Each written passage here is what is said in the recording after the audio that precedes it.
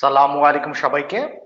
আজকে বরাবরের মতন আমরা যে ওয়েবিনার সিরিজটা করে যাচ্ছি university of south Asia business school থেকে। তো তারই একটি ধারাবাহিকতায় বিভিন্ন আমরা ক্রুশাল ফ্যাক্টর বা এখন যেসব বিষয় আলোচনা হওয়া উচিত আমাদের স্টুডেন্টদের মধ্যে বা যারা বিভিন্ন প্রফেশনে আছেন তাদের মধ্যে, সেসব বিষয় সবসময় তুলে ধরি। বরাবরের মতন আমাদের বিজনেস স্কুলের পক্ষ থেকে এবারও একটা খুব ইন্টারেস্টিং টপিক আমরা তুলে ধরছি। সেখানে বেশ কয়েকটা জিনিস কাভার হবে। যারা যেহেতু আমাদের মেজরিটি ওয়ার্কফোর্স সেলস এ কাজ করেন, সো তাদের সেলস নিয়ে অনেক জিজ্ঞাসা থাকে এবং তারা সবসময় চান একজন অভিজ্ঞ একজন মানুষের কাছ থেকে জানতে সেলস সম্পর্কে। তারা এর মধ্যেই আছেন, তারপরেও তারা সবসময় চান নিজেদের উন্নতি ঘটাতে। তো সেরকমই একটা চাওয়া পাওয়া থেকে আজকে একটা টপিক আমরা সিলেক্ট করেছি, which is career at sales and sales techniques and how to excel in sales or sales management.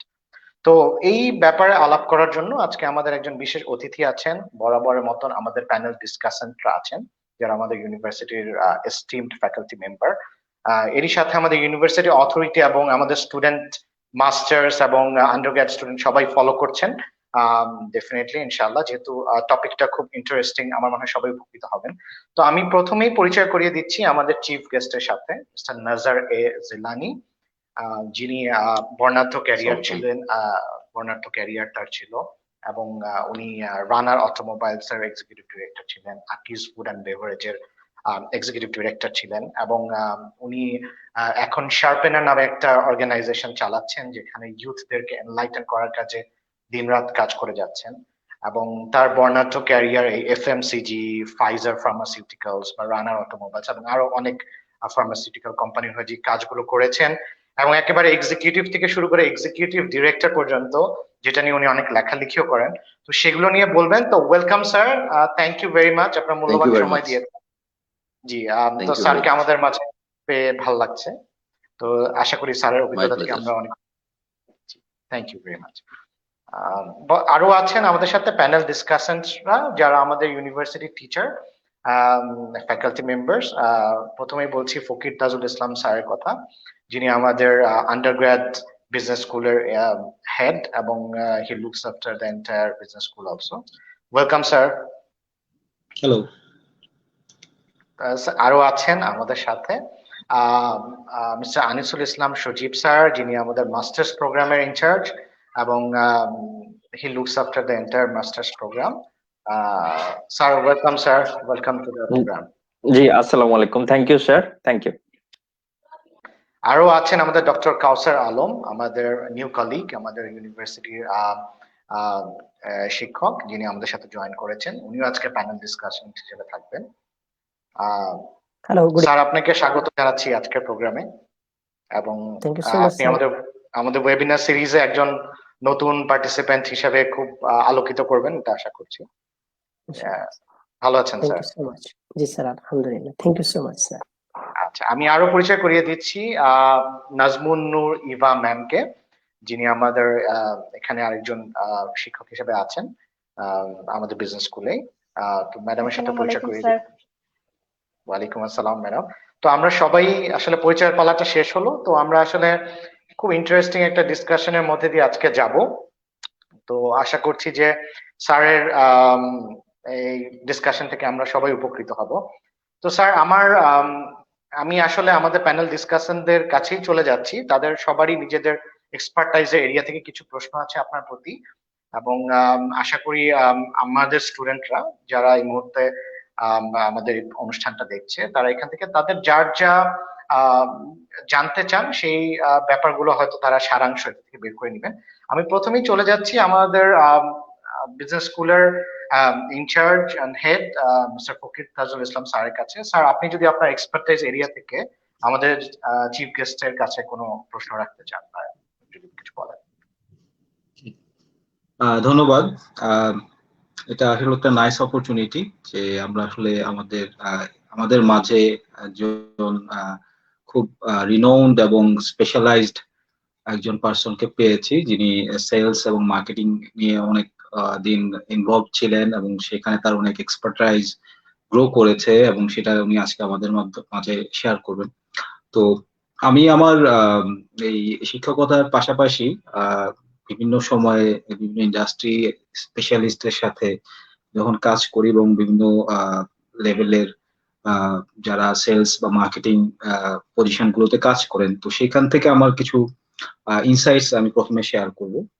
প্রথম জিনিসটা হলো যে সেলসটা মূলত আসলে একটা পারফরমেন্স বেসড ক্যারিয়ার। এখানে যেটা হয় যে যে যেরকম পারফর্ম করবে সেই অনুযায়ী তার ক্যারিয়ারটা গ্রো করতে পারে।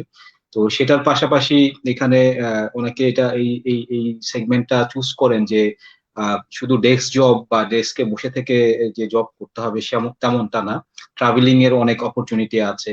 পাশাপাশি বড় একটা অ্যাডভান্টেজ হচ্ছে যে কাস্টমার সাইকোলজি বোঝার প্রয়োজন পড়ে, এবং সেটা খুব ভালো করে সেলস পারসন যারা ইনিশিয়ালি প্রাইমারি লেভেলে তারা সেটা বুঝতে পারেন, এবং পরবর্তীতে সেখান থেকে বড় ধরনের ইনোভেশন নিয়ে আসা বা মার্কেটে প্রোডাক্ট ব্র্যান্ডিং এর জন্য কাজ করার জন্য সেটা কাজে লাগাতে পারেন। এটার পাশাপাশি সেলস পারসন বা সেলসে যারা ক্যারিয়ার করেন তাদের জন্য আসলে স্কিল সেটটা অনেক বেশি ইম্পর্টেন্ট থাকে দেন দেয়ার ডিগ্রিজ। তো সেটা একটা বড় মানে অ্যাডভান্টেজ ক্রিয়েট করতে পারে সেলসে যারা ক্যারিয়ার করতে যান তাদের জন্য। এগুলোর পাশাপাশি যেটা হয় যে যেটা অন্য সব বিভিন্ন সেগমেন্টে মোটামুটি একটু লেস ডাইভার্স থাকে ফিল্ড গুলা, একটা কনসেন্ট্রেশন থাকে, সেখানে ফোকাস থাকতে হয়। সেলসে ক্যারিয়ার করতে গেলে যেটা হয় যে বিভিন্ন সেগমেন্টে, বিভিন্ন ইন্ডাস্ট্রি, বিভিন্ন এজ ক্যাটাগরি বলি, বিভিন্ন মার্কেটের ডাইভার্স মার্কেট গুলো থেকে সেলসে ক্যারিয়ার করার জন্য নলেজ শেয়ার করা, নলেজ এক্সচেঞ্জ করা লাগে, যেটা কিনা খুব ইন্টারেস্টিং এবং এনজয়েবল একটা একটা একটা এনজয়মেন্টের কারণ হতে পারে। এবং সেখানে ক্যারিয়ার করতে গিয়ে অনেকে হয়তো বা ওই ফিল্ডের বা ওই যে মার্কেট আছে মার্কেটের সাথে অনেক বেশি ইনভলভ হওয়ার সুযোগ পান। এবং এই যেহেতু পারফরমেন্স বেসড ইন্ডাস্ট্রি বা সেলস এর ক্যারিয়ার করতে গিয়ে পারফর্ম করতে পারলে সেখানে অনেক বেশি ইনকাম জেনারেট করা যায়। সো এটা সবাইকে আসলে আমার মনে হয় যে অ্যাট্রাক্ট করবে। তো আমাদের যে এখানে চিফ গেস্ট বা আমাদের মেইন ডিসকাশন মেইন যিনি আজকে রিসোর্স পার্সন হিসেবে আছেন, স্যারের কাছে আসলে আমার খুব জানতে ইচ্ছা করছে যে এই যে যেসব মানে যারা অ্যাসপিরেন্টস আছে সেলস এ ক্যারিয়ার করার জন্য, তো তাদের আসলে প্রাইমারি লেভেলে কি ধরনের স্কিল সেট নিয়ে তাদেরকে আসলে এখানে আসা উচিত, এবং সেটা আসলে সেই স্কিল সেট গুলো প্রাইমারি লেভেল থেকে তারা যদি আবার প্রোগ্রেস করতে চায়, তো সেখান থেকে তাদের আসলে কোন স্কিল সেট গুলো নিয়ে আসলে তাদেরকে আরো বেশি ওয়ার্কআউট করা লাগবে, ডেভেলপমেন্টের জন্য যাওয়া লাগবে, ট্রেনিং নেওয়া লাগবে। সো আমার কোয়েশ্চেনটা হচ্ছে ওনার কাছে যে কিভাবে একজন বিগিনিং একদম প্রাইমারি স্টেজ থেকে কি ধরনের স্কিল সেট গুলো নিয়ে সে সেলসে ক্যারিয়ার করতে পারে, এবং ক্যারিয়ারের মধ্যে সে যদি গ্রো করতে চায়, প্রমোশন নিতে চায়, আপডেট করতে চায়, সেই ক্ষেত্রে সেই কোন ধরনের এক্সপার্টাইজ বা স্কিল সেট তাকে হেল্প করবে to prosper to grow their career. ধন্যবাদ। Thank you very much for asking me so nice a question. আরো ভালো লাগলো প্রশ্ন করার আগে আপনি চমৎকার করে সেলস প্রফেশন নিয়ে কিছু কথা বলেছেন। I admire your total discussion. তো আপনার প্রশ্নের উত্তরে যাওয়ার আগে আমি একটা কথা বলে নিব, কারণ সেটুকু না বললে কখনো সেলস কেরিয়ারও হবে না, সেলসের উত্তর দেওয়া যাবে না। দ্যাট ইজ একটা হাইপোথেটিক্যালি বলে, দেয়ার আর 100 পিপল ইন এ কোম্পানি। আমরা প্রফিট অর্গানাইজেশন নিয়ে কথা বলছি এখন, নন প্রফিট নিয়ে তো অবশ্যই না। প্রফিট অর্গানাইজেশন প্রোডাক্ট অথবা সার্ভিস যে কোনো একটা নিয়ে কাজ করে, আইদার লোকাল ম্যানুফ্যাকচারিং হতে পারে বা ট্রেডিং হতে পারে, ইম্পোর্ট হতে পারে, what ever the company does. সেখানে 100 মানুষ যদি থাকে, অন অ্যান অ্যাভারেজ দেখা যায় around 50 peoples are there in the sales team, sales marketing team. তার কারণ প্রোডাক্ট বা সার্ভিস কিন্তু আলটিমেটলি বিক্রি করতে হয়, রেভিনিউ জেনারেট করতে হয়। যে কোনো প্রফিট ওরিয়েন্টেড কোম্পানি যখন ব্যালেন্স শিটের একেবারে শেষটুকু দেখেন, ইনকাম স্টেটমেন্টের শেষটুকু দেখেন, নেট প্রফিট দেখেন, ওটা জেনারেশন হয় কিন্তু সেলসের মাধ্যমে। সো কেরিয়ারে দেখা যাচ্ছে 50%, 100টা চাকরির মধ্যে কিন্তু 50% রয়ে গেছে সেলসে। বাট আমি একটু অভিজ্ঞতা বলি, বর্তমান প্রজন্মের ছেলে মেয়ে যারা, তাদের অনেককেই দেখে সেলসের প্রতি কেন যেন একটু অনীহা। সে কারণটা না হয় আমরা পরেই কথা বলবো। তো আপনি যেটা আমাকে প্রশ্ন করেছেন এখন যে কোন কোন স্কিল সেট, তার আগে আমি একটু বলবো যে পিপলের স্কিলের আগে আরেকটা জিনিস দরকার, that is will. We must recruit people based on will. কারণ স্কিল না থাকলে ট্রেনিং দিয়ে স্কিল শেখানো যায়, কিন্তু উইল যদি কারো না থাকে তাহলে কখনোই কিন্তু শেখানো যাবে না। তো রিক্রুটমেন্টে এইচআর এর প্রথম একটা কাজ থাকে সেই পিপল গুলোকে পিক আপ করা যাদের উইল আছে টু ওয়ার্ক ইন সেলস। এখন সেলসে কাজ করব কিনা এই মানসিকতাও কিন্তু তৈরি করার বিষয় আছে এখানে। আপনি সুন্দর কথা বলেছেন যে সেলসের অনেক অপরচুনিটির একটা বলেছেন এনাফ আর্নিং। বাংলাদেশে এখনো 10, 15, 20 লক্ষ টাকার চাকরি কোনো ইস্যুই না। বাড়িতে এইচআর আসবে, অ্যাডভান্স টাকা দিবে 20-50 লক্ষ টাকা বা কোটি টাকা অ্যাডভান্স দিবে, 2টো 4 হুইল গাড়ি দিবে। এমনও কোম্পানি বাংলাদেশে কিন্তু আছে। আমি যেটা সালেহিনকে ধন্যবাদ দিব, actually credit goes to mister Salehin that he picked me up here. এবং আরো একটা কথা উনি বললেন যে someday he was my colleague also. Issue হচ্ছে যে সেলস এর চাকরির মতো এত মানে ডায়নামিক চাকরি আর কোনোটা হতে পারে না। নাম্বার ওয়ান, আমি যেটা বলে থাকি যে একজন মানুষ যদি হালাল ইনকাম, আমি অন্যটাকে বেহালাল বলছি না, এত কঠোর পরিশ্রম করা হয় যে এই পরিশ্রমের আর কোনো অন্ত থাকে না, ইনকাম করা যায়। আমি আরেকটা কথা কলিগদেরকে বলে থাকি যে পরের পয়সায় পৃথিবী চেনা, ভূগোল চেনা, দেশের বাউন্ডারি এবং দেশের বাউন্ডারির বাইরে। আমি যত দেশ ভ্রমণ করেছি দেশের বাইরে, তার ম্যাক্সিমামই কিন্তু অন্যের টাকায়, আমার টাকায় না। তো এই যে পরের টাকায় ভূগোল চেনা, এদেশকে আমি এভাবে চিনি, প্রত্যেকটা ডিস্ট্রিক্ট আমি যেভাবে চিনি রাস্তা, সেটা কিন্তু ড্রাইভারও চেনা না যে কোনো পয়েন্ট থেকে এই বাংলাদেশের। তাহলে এখানে ভূগোল চেনা যায়, দ্যাট মিনস এই দেশটাকে চেনা যায়, পৃথিবীটাকে চেনা যায়, মানুষ চেনা যায়, ডেমোগ্রাফি চেনা যায়। ইনকাম তো আছে, প্রচুর ইনকাম করার সুযোগ এখানে আছে। সো নেই কি এটাতে? সবচেয়ে ইন্টারেস্টিং হচ্ছে যে এই প্রফেশনে আসার জন্য একটা মানুষকে আগে গোল সেট করা দরকার, সে জীবনে কি হতে চায়। যে somebody wants to be a CEO of a company, CEO হতে গেলে আমার ধারণা ম্যাক্সিমামই কিন্তু সেলস থেকে আসতে পারে, এসে থাকে। তার কারণ একজন সেলস পিপল যিনি, তার সেলিং যে স্কিল থাকে, সেলিং স্কিল সেটের বাইরে, এবার স্যার আপনার কোশ্চেনের উত্তরে আমি চলে আসছি, that person has to know communication. যেমন আমার হাতে যে কলমটা আছে, এই কলমের কোম্পানিতে যদি আমি চাকরি করি, I must know all about this pen, এর যা কিছু আছে এভরিথিং আমাকে জানা। এট দ্য সেম টাইম ইন্ডাস্ট্রিতে যারা যারা প্লেয়ার আছে তাদের সবকিছু জানা, এবং এই প্রোডাক্টে যত বেনিফিট আছে সমস্ত বেনিফিট গুলো আমাকে ভালো করে প্রথমত জানা। সেকেন্ড, এটা প্রমোট করতে যাওয়া মানেই কাস্টমারের কাছে যে এটা প্রমোট করা মানে হচ্ছে একটু নলেজ থাকলে হবে না। নলেজে মানে এলএম এর পরে আমল, যেটা এই আমলে আসতে হবে। আমলটা হচ্ছে communication.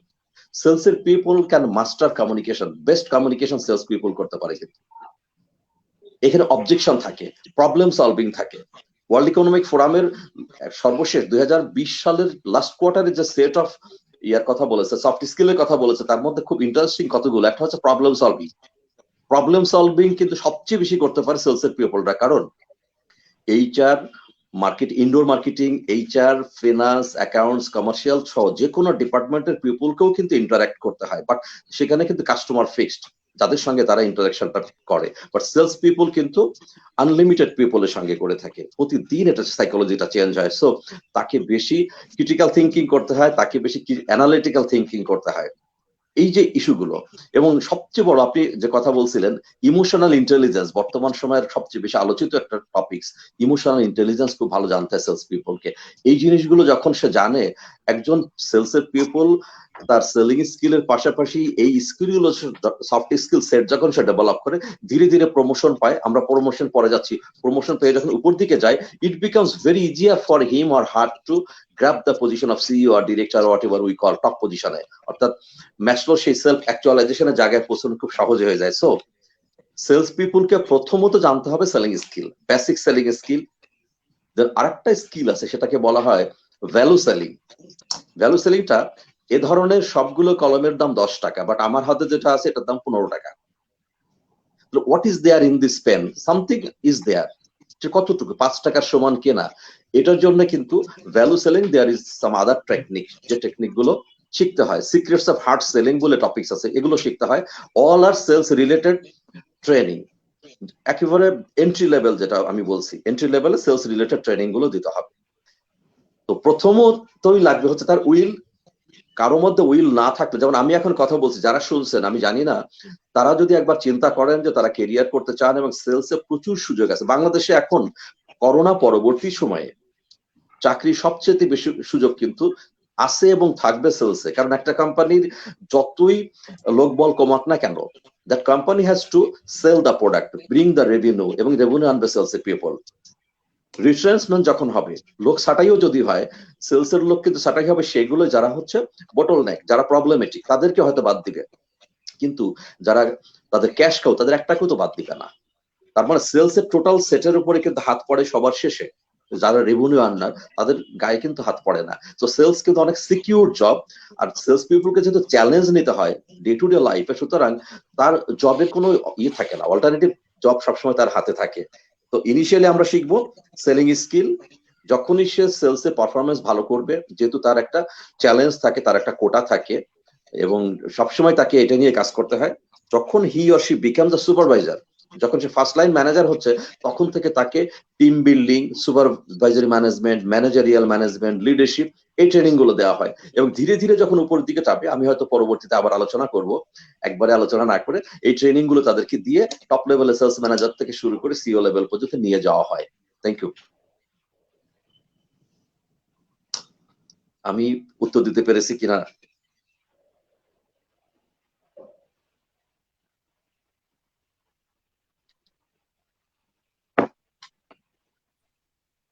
Thank you very much sir. তো আসলে ইটস ওয়েল ডিফাইন্ড। আপনি যেটা আসলে আমরা জানতে চেয়েছিলাম যে ক্যারিয়ার ওয়াইজ সেলস কতটুকু আসলে এফেক্টিভ, তো সেক্ষেত্রে আমার মনে হয় এটা ওয়েল ডিফাইন্ড ফ্রম ইউ। যেটা আমি একটু নেক্সট টপিক যেটা যেতে যাচ্ছি, যে আসলে সেলস এর টেকনিক গুলো, এটা আমাদের ডক্টর কাউসার আলম স্যার একটু ইলাবোরেট আপনাকে আস্ক করবেন, যে একটু সেলস এর টেকনিক গুলো সম্পর্কে জানতে চাবেন। সো আমি কাউসার আলম স্যারের কাছে একটু যেতে যাচ্ছি। স্যার একটু কাইন্ডলি আমাদের সাথে জয়েন করবেন, ডক্টর কাউসার আলম, এবং একটু আপনি যদি আপনার এরিয়া থেকে যদি জানার থাকে একটু কাইন্ডলি। আসসালামু আলাইকুম, থ্যাংক ইউ সালেন স্যার।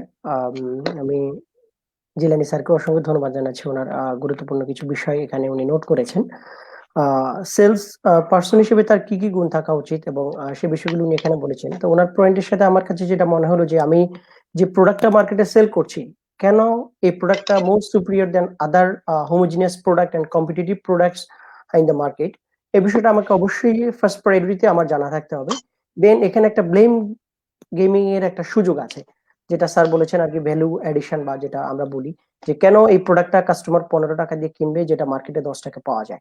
তো এটা একটা ফ্যাক্টর আছে, কাস্টমারকে বোঝা, তার মেন্টালিটি, সাইকোলজি বোঝার বিষয়টা আছে। কিন্তু এজ এ পার্সন হিসেবে যদি স্যার আপনি কি আপনার যে অভিজ্ঞতা, বিস্তর যে অভিজ্ঞতা স্যার, সেখান থেকে কি একটু সাম ইম্পর্টেন্ট সেলস টেকনিক সম্পর্কে আপনি কি আমাদেরকে একটু বলবেন, that could be more better and more significant for the new sales executives and the sales employees. Thank you, sir. Thank you very much.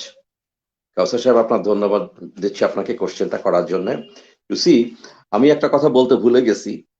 I consider myself very fortunate being a part of sales team. আমি কিন্তু ইংরেজি সাহিত্যের ছাত্র, সম্ভবত আপনারা জেনে গেছেন by this time যে আমি ঢাকা বিশ্ববিদ্যালয়ে পড়েছি ইংরেজি সাহিত্য, এবং আমি কম্পারেটিভ রিলিজিয়ানের স্কলার ছিলাম, Islamic research and comparative religion নিয়ে কাজ করেছি। বাট আমি আসছি সেলসের প্রফেশনে, ফাইজার দিয়ে আমার জীবন শুরু। তো আমার কাছে পরবর্তীতে মনে হয়েছে যে had I not been there in Pfizer and sales, I would not have come up to this position, হতে পারতাম না আমি। ইট ইজ অ্যাবসলিউটলি, আমি মনে করি যেটা ফাইজারের কন্ট্রিবিউশন, আমার প্যারেন্টসদের কন্ট্রিবিউশন, এবং আমার নিজের ভ্যালু এডিশন বা আমার ড্রাইভ ছিল, ভ্যালু এডিশন ছিল। তো টেকনিক্স এর একটা কথা বলেছিলেন সালহিন সাহেব, টেকনিক নিয়েও কথা বলবো আমি। এবং অ্যাকচুয়ালি একজন মানুষ যখন একটা প্রোডাক্ট কেনে, আমরা সবাই কিন্তু এই যে যার যার অবস্থানে আছে, we are surrounded by numbers of products. পায়ের জুতা, পায়ের মোজার থেকে মাথার হেডফোন পর্যন্ত এভরিথিং কিন্তু আমাদের সাথে যে প্রোডাক্ট গুলো আছে, আমার হাতের কলমটা নিয়ে যদি কথা বলি, আমি এই কলমটা কিন্তু সবার আগে কিন্তু আমরা যেটা দেখি সেটা প্রাইস দেখি। তো কখনো কখনো প্রাইস হয়তো একই হতে পারে, 10 টাকা, সবগুলো 10 টাকা ধরে নিচ্ছি হাইপোথেটিক্যালি, সবার দামই একই। সেকেন্ড, আই সরি, আমি ভুল বলে গেছি। সবার আগে কিন্তু আমরা যেটা দেখি সেটা কোয়ালিটি দেখি। প্রোডাক্টটা আসলে আমার, এটা ইউটিলিটিটা কি, আমার পারপাসটা সার্ভ করবে কিনা, কোয়ালিটি দেখি। সেকেন্ড, কোয়ালিটি পাশাপাশি দেখি প্রাইস, যে কোয়ালিটি ঠিক আছে বাট আমার প্রাইস রেঞ্জের মধ্যে আছে কিনা। অর্থাৎ এটা ভ্যালু যেটা বলা হয়ে থাকে যে অ্যাকচুয়ালি যে টাকাটা আমি স্পেন্ড করব আমি সেই টাকাটার ভ্যালুটা পাবো কিনা প্রোডাক্টের কাছ থেকে। দুই নম্বর যাওয়ার পরে থার্ড মানুষ চিন্তা করে আমি কোন ব্র্যান্ডের। জুতা কিনতে গেলে কয়েকটা ব্র্যান্ড মাথায় চলে আসবে, কলম কিনতে গেলে ব্র্যান্ড আসবে, টেলিভিশন কিনতে গেলে ব্র্যান্ড আসবে, ফোনে গেলে ব্র্যান্ড আসবে, তাই না? তো আমরা কোয়ালিটি দেখবো, প্রাইসও দেখবো, তারপরে আমরা ব্র্যান্ড দেখি এবং এরপরে দেখা হয়। আমি প্র্যাকটিক্যাল কথা বলছি যে যেভাবে আমি আমার জীবনে কাজ করে গেছি, রিলায়াবিলিটি কতটুকু রিলায়েবল এটা। আর শেষেরটা 5 নম্বর কথাটা আমার জীবনে আমি হয়ে ওঠার পিছনে সবচেয়ে বেশি কন্ট্রিবিউশন যেটা ছিল দ্যাট হচ্ছে রিলেশনশিপ। এটা আমাদের সালেহিন তো রয়ে গেছে, সিআরএম বলে একটা সাবজেক্টই আছে, উনি তো এটা পড়ায় থাকেন আমি জানি। CRM, customer relationship market. কারণ আমাকে কিন্তু কাস্টমারের সঙ্গে রিলেশনশিপটা বিল্ড আপ করতে হবে। বর্তমান প্রজন্মের সেলসের পিপলদের মধ্যে যেটা আমি দেখি এটার অভাব আছে। সাকসেসফুল যারা তারা কিন্তু এটা করে থাকে, তাদের প্রোডাক্টের কোয়ালিটি ভালো আছে, প্রাইস ঠিক আছে, তার ব্র্যান্ডও ঠিক আছে অথবা নেই, কখনো কখনো হয়তো হতে পারে বি, সি বা ডি গ্রেডের একটা কোম্পানি, বাট প্রাইস একই সমান, 10 টাকাই দাম। কোয়ালিটি হয়তো একটু কম হতে পারে, কোয়ালিটিও বি, কিন্তু ব্র্যান্ডের ক্ষেত্রে সেটাই। বাট ওই যে রিলেশন, ফাইনালি রিলেশনে দেখা যায় যে তার পারপাসটা সার্ভ করবে, স্মুথলি লিখবে, ঠিক আছে, প্রাইস হয়তো 1 টাকা 8 আনা কম বেশি হতে পারে, 10 টাকা 100 টাকা বা 10,000 টাকা প্লাস মাইনাস হতে পারে, বাট দ্যাট রিলেশনশিপ কিন্তু তুলে নিয়ে আসে।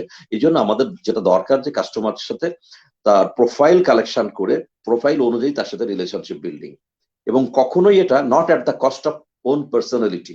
বাই দ্য ওয়ে, আমি যারা শুনছেন তাদেরকে বলি, আমি আমার সারা জীবনে এই প্রফেশনে থেকেই কখনো মেরুদণ্ড বাঁকা করি নাই, নাইদার উইথ দ্য কাস্টমারদের সঙ্গে তো খুব টেকনিক্যালি আমরা কাজ করে আসছি, আর ইভেন্ট ম্যানেজমেন্টের সঙ্গেও আমার সিনিয়রকে আমি যথোপযুক্ত শ্রদ্ধা, যতটুকু সম্মান দেওয়া দরকার সর্বোচ্চটা আমি দিয়েছি, but I never bend my backbone, রুকু এবং সেজদা ছাড়া। রিলেশনশিপ বলতে হচ্ছে কাস্টমারটার প্রোফাইল কি, সেই প্রোফাইল অনুযায়ী নিজেকে সাজানো।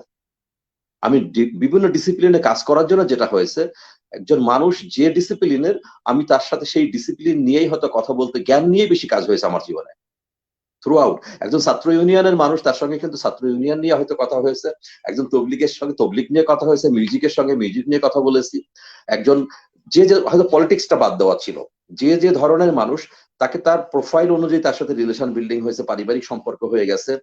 অনেক ডক্টর কমিউনিটির সঙ্গে আমার আজও যারা আজকে প্রফেসর বা অনেকে রিটায়ার করে গেছে, তাদের সাথে সম্পর্ক কিন্তু ছিল আমার পার্সোনাল রিলেশন, নলেজ বেসড রিলেশনটা ছিল। এই রিলেশনটা তৈরি করা, কখনো নিজের ব্যক্তিত্বকে নষ্ট করে না। তো আমি সারা জীবনে যেটা করার চেষ্টা করেছি, there is a saying in sales, when a salesman lies he dies. যখন একটা সেলস পিপল মিথ্যা কথা বলে সে মারা যায়। when a salesman lies he dies, এই কথাটা মাথা রাখা উচিত। সেল করা মানে কিন্তু কখনোই কোনো কাস্টমার সাথে প্রতারণা করা না, ভুল কথা বলা না। কারণ সেলস ইন্ডাস্ট্রিতে অনেক ধরনের অনীহার পিছনে শ্রম তো রয়েই গেছে, পাশাপাশি এই পেশাটার যে সম্মান, সেই সম্মানটা কিন্তু ধরে রাখার দায়িত্ব সেলস প্রফেশনে যারা আছেন তাদেরই। কিন্তু কেন যেন ধীরে ধীরে অনেকে এটাকে নষ্ট করে ফেলছেন, এটা আমি দেখতে পাচ্ছি। অ্যাকচুয়ালি শর্টকাট কোনো রাস্তায় কোনোদিন কোনো কিছু হবে না। I must be clear to the customer. আমাকে সিম্প্যাথির চেয়ে বেশি দেখতে হবে এমপ্যাথিটা, যে আমি হলে কি এই কলমটা কিনতাম কিনা, আমি হলে কি কাস্টমার এই টাকাটা আমি ইনভেস্ট করাতাম কিনা, had I been the person in his place, এই কথাটা চিন্তা করা। কাস্টমারের যদি বেনিফিট আমি চিন্তা করি, চাকরি করতে যাই কখনো কিন্তু আমি চাকরি হিসেবে দেখবো না, আমি দেখবো দিস ইজ মাই কোম্পানি। যদি আমি এক্স কোম্পানিতে চাকরি করছি, তো এই ঢাকা শহরে অথবা এই মুন্সিগঞ্জে এক্স কোম্পানির মালিক আমি, not the owner, MD of the company, আমি মালিক। আর আমি যদি মালিক হতাম তাহলে আমি কিভাবে এই কোম্পানিটাকে পরিচালিত করতাম? তাহলে দেখবো আমাদের দিন শুরু হবে অনেক সকালে, দিন শেষ হবে অনেক রাতে, এবং শয়নে স্বপনে 24 ঘন্টায় কিন্তু আমার মাথার মধ্যে থাকবে how I can develop my organisation. এক সেকেন্ড হচ্ছে, যখন আমি কাস্টমার হয়ে কাজ করছি, তখন আমি চিন্তা করব যে আমি যদি কাস্টমার হতাম, সেই ভারতীয় একটা গান আছে সম্ভবত, তুমি যদি রাধা হতে শ্যাম, তাহলে কিন্তু কৃষ্ণ যদি রাধা হতো তাহলে রাধিকার মনে সেই জ্বালাটা কিন্তু বুঝতে পারতো। তো আমি যদি সেই কাস্টমারটা হতাম, তাহলে কি আমি এই প্রোডাক্টটা কিনতাম কিনা, এই ব্যবহারটা আমার সঙ্গে করলে আমার কাছে কেমন লাগতো। এখানে কিন্তু এমপ্যাথি আসবে, এখানে ইমোশনাল ইন্টেলিজেন্সে চলে আসছে। আমি সারাটা জীবন I try to be true. একটা টাকা মানে জানা মতে কোনো অবৈধ টাকা বা হারাম ইনকাম, অন্যায় ইনকাম, ভুল ইনকাম আমার পকেটে আসছে, এটা আমি কল্পনা করতে পারি না। অজান্তে হয়তো হতে পারে, তবে আমি সবচেয়ে সচেতন ছিলাম যে আমার কখনো যেন ইল মানি আমার পকেটে না আসে। সালেহীন সম্ভবত আরেকটা জিনিস আপনি ভালো করে জানেন, আমাদের এই প্রফেশনে একটা কথা আছে, going the extra mile. Very important জিনিস সেলস পিপলের জন্য, গোয়িং দ্য এক্সট্রা মাইল। আমাকে 100 টাকা দিলে অলওয়েজ আমি কাজ করেছি 110 টাকা, অলওয়েজ। রাইট। আমার সমস্ত কলিগদেরকে, আমি যেখানে চাকরি করেছি সিনিয়র হয়ে আমি ম্যানেজারদেরকে বলেছি রাত্রে ঘুমানোর সময় বিবেককে, মসজিদে মন্দিরে গির্জায় এই হৃদয়, এইখানে বসে ঈসা মুসা পেল সত্যের পরিচয়। ঘুমানোর আগে চোখ বন্ধ করে নিজের বিবেককে প্রশ্ন করতে হবে, আজকে আমার বেতন যদি 1000 টাকা হয়ে থাকে, 25 দিন কাজ করেছি, 25,000 টাকা বেতন, 1000 টাকা বেতন হলো, আমি কি 1000 টাকার কাজ করেছি? যদি ভিতর থেকে উত্তর হ্যাঁ আসে, তাহলে ঘুমের ওষুধ লাগবে না, এমনি ঘুম আসবে ক্লান্তির কারণে। আর যদি না আসে, তাহলে পরদিন 1200-1400 টাকার কাজ করলে হবে, মাসের শেষে এটা করে ফেললে হবে। অ্যাডজাস্ট করলে নিজের বিবেক জানবে, ভিতরকার ঈশ্বর কিন্তু উত্তর দিবে যে হ্যাঁ তুমি সৎ পথে আসো। এভাবেই কিন্তু আমার কলিগকে মোটিভেট করেছি, তাহলেই তুমি তোমার কেরিয়ারে ভালো করবা, তোমার প্রমোশন হবে, ইনক্রিমেন্ট হবে, তোমার ফ্যামিলির জন্য তুমি ভালো করতে পারবা। সো একটা প্রোডাক্ট বিক্রি করতে গেলে তার কোয়ালিটি, প্রাইস থেকে শুরু করে যা বললাম, দ্যাট ইজ একটা জিনিস। সেটা এক্সট্রিনসিক। ইন্ট্রিনসিক ফ্যাক্টর যেটা, আমি যখন কেরিয়ার ওরিয়েন্টেড, কেরিয়ার বেন্ড গোল আমার আছে একটা, যে I will go up সামহার else, তো সেই ক্ষেত্রে যাওয়ার জন্য আমাকে সবার আগে কঠোর পরিশ্রম করতে হবে, অনেস্ট থাকতে হবে, আমাকে আমার ইন্ডাস্ট্রিটা জানতে হবে, ভ্যালু অ্যাড করতে হবে, এবং ডে টু ডে কাজ করে পার্সিভিয়ারেন্সের সঙ্গে পেশেন্স নিয়ে কাজ করলে এই ইন্ডাস্ট্রিতে ভালো করার মতো কোনো ইন্ডাস্ট্রি আমি দেখি না। কারণ আগুন যেভাবে আঁচলে বেঁধে রাখা যায় না, কয়লার আগুন বা যে কোনো আগুন আঁচলে বাঁধলে কিন্তু আঁচল পুড়ে বের হয়ে যাবে। সিমিলারলি একটা সেলস এর পিপল ভালো করলে তার সিনিয়র, তার বস, তার যে কোনো কেউ যদি তাকে সাপোকেট করতে চায়, সাবজুগেট করতে চায়, ওই মার্কেটে বহু মানুষ আছে তাকে ডাক দিয়ে নিয়ে যাবে, ইনভাইট করে নিয়ে যাবে। আমি কিন্তু ইনভাইটেড হয়েছি বিভিন্ন সময়ে, সাবজুকেশনের জন্য না, বাট মানুষ দেখেছে আমাকে কাজ করতে, আমি বিনয়ের সঙ্গে বলছি এটা আমার অহংকার না, আমাকে মানুষ ডাক দিছে কি জন্য? আমি সেই মার্কেটকে সেভাবে ডেভেলপ করেছি, এই জন্যই। সো সেলস এর পিপলের কোয়ালিটি এত দ্রুত রিকগনাইজড হয়, এটা অন্য কোনো জায়গায় কিন্তু রিকগনাইজড হয় নাই। কষ্ট হচ্ছে জীবনের শুরুর দিকে অনেক পরিশ্রম করতে হবে, এবং পরিশ্রম না করলে কখনোই ওই জায়গাটায় পৌঁছা যাবে না। আমার মনে হয় কাউসার যে প্রশ্ন করেছেন আমি উত্তরটা দিতে পারছি। জি স্যার, থ্যাংক ইউ, অসংখ্য ধন্যবাদ আপনাকে স্যার আপনার মূল্যবান কথাগুলোর জন্য। আসলে এখানে একটা মূল্যবান পয়েন্ট আমার কাছে যেটা মনে হলো স্যার, আপনার অনেকগুলো পয়েন্টের ভিতরে, আমি আসলে এই প্রোডাক্টটা যদি আমি নিজে সেল করি, আমি আসলে এটা নিজের জন্য ব্যবহার করব কিনা, এই কনফিডেন্সটা যদি আমার ভিতরে থাকে, তাহলে দেন আমি কনফিডেন্টলি কাস্টমারকে এটা কনভিন্স করতে পারবো। যদি সেই জিনিসটা আমার ভিতরে আমি গ্রো করতে না পারি, যে না আমার প্রোডাক্টের কোয়ালিটি সম্পর্কে আমি আসলে আমার অনাস্থা আছে, সেলফ লেজিটিমেসি আমরা যেটাকে বলি, যে ইন্টারনাল লেজিটিমেসি যদি আমরা বলি, সেটা যদি আমাদের না থাকে, তাহলে আমরা এই প্রোডাক্টটা কখনো মার্কেটে আমাদের কাস্টমারের জন্য ওয়াইডার বা একটা ব্রডার মার্কেটের জন্য আমরা সেল করতে পারবো না। সো এই বিষয়টা আমার মনে হয় যে আমরা যারা এখানে কাজ করি বা আমাদের কোম্পানিতে যারা হায়ার অথরিটিতে যারা আছেন, তারা এই বিষয়টা অবশ্যই একটু বিবেচনা রাখবেন যখন আপনার কোয়ালিটিটার ব্যাপারে আসে। দেন আমরা যারা এখানে কাজ করব, আমাদের অবশ্যই আমাদের প্রোডাক্টটা নিজে একটু চেকে খাওয়া উচিত। বাজারে যদি আমি সেটা হতে পারে যে বীজ বিক্রি করি, বীজটা আসলে কেমন, সেটারও একটা জাস্টিফিকেশন থাকে, সেটা হয়তো আপনার ইঁদুর বা অন্য কোনো কিছুর উপর একটা অ্যাপ্লিকেশন থাকে। সো ভালো একটা প্রোডাক্ট আপনি যখন মার্কেটে সেল করছেন, অবশ্যই আমার কাছে মনে হয় যে আমরা নিজেরা ব্যক্তিগতভাবে আমাদের ব্যবহারের জন্য আগে নিজে ব্যবহার করা উচিত, দেন আমি আমার কাস্টমারকে রিকগনাইজ করা উচিত। এই সেলফ লেজিটিমেসিটা অত্যন্ত ইম্পর্টেন্ট একটা বিষয়। অসংখ্য ধন্যবাদ স্যার আপনাকে আপনার মূল্যবান থ্যাংক ইউ ভেরি সময়ের মাচ। জন্য এবং মতামতের জন্য স্যার। Thank you.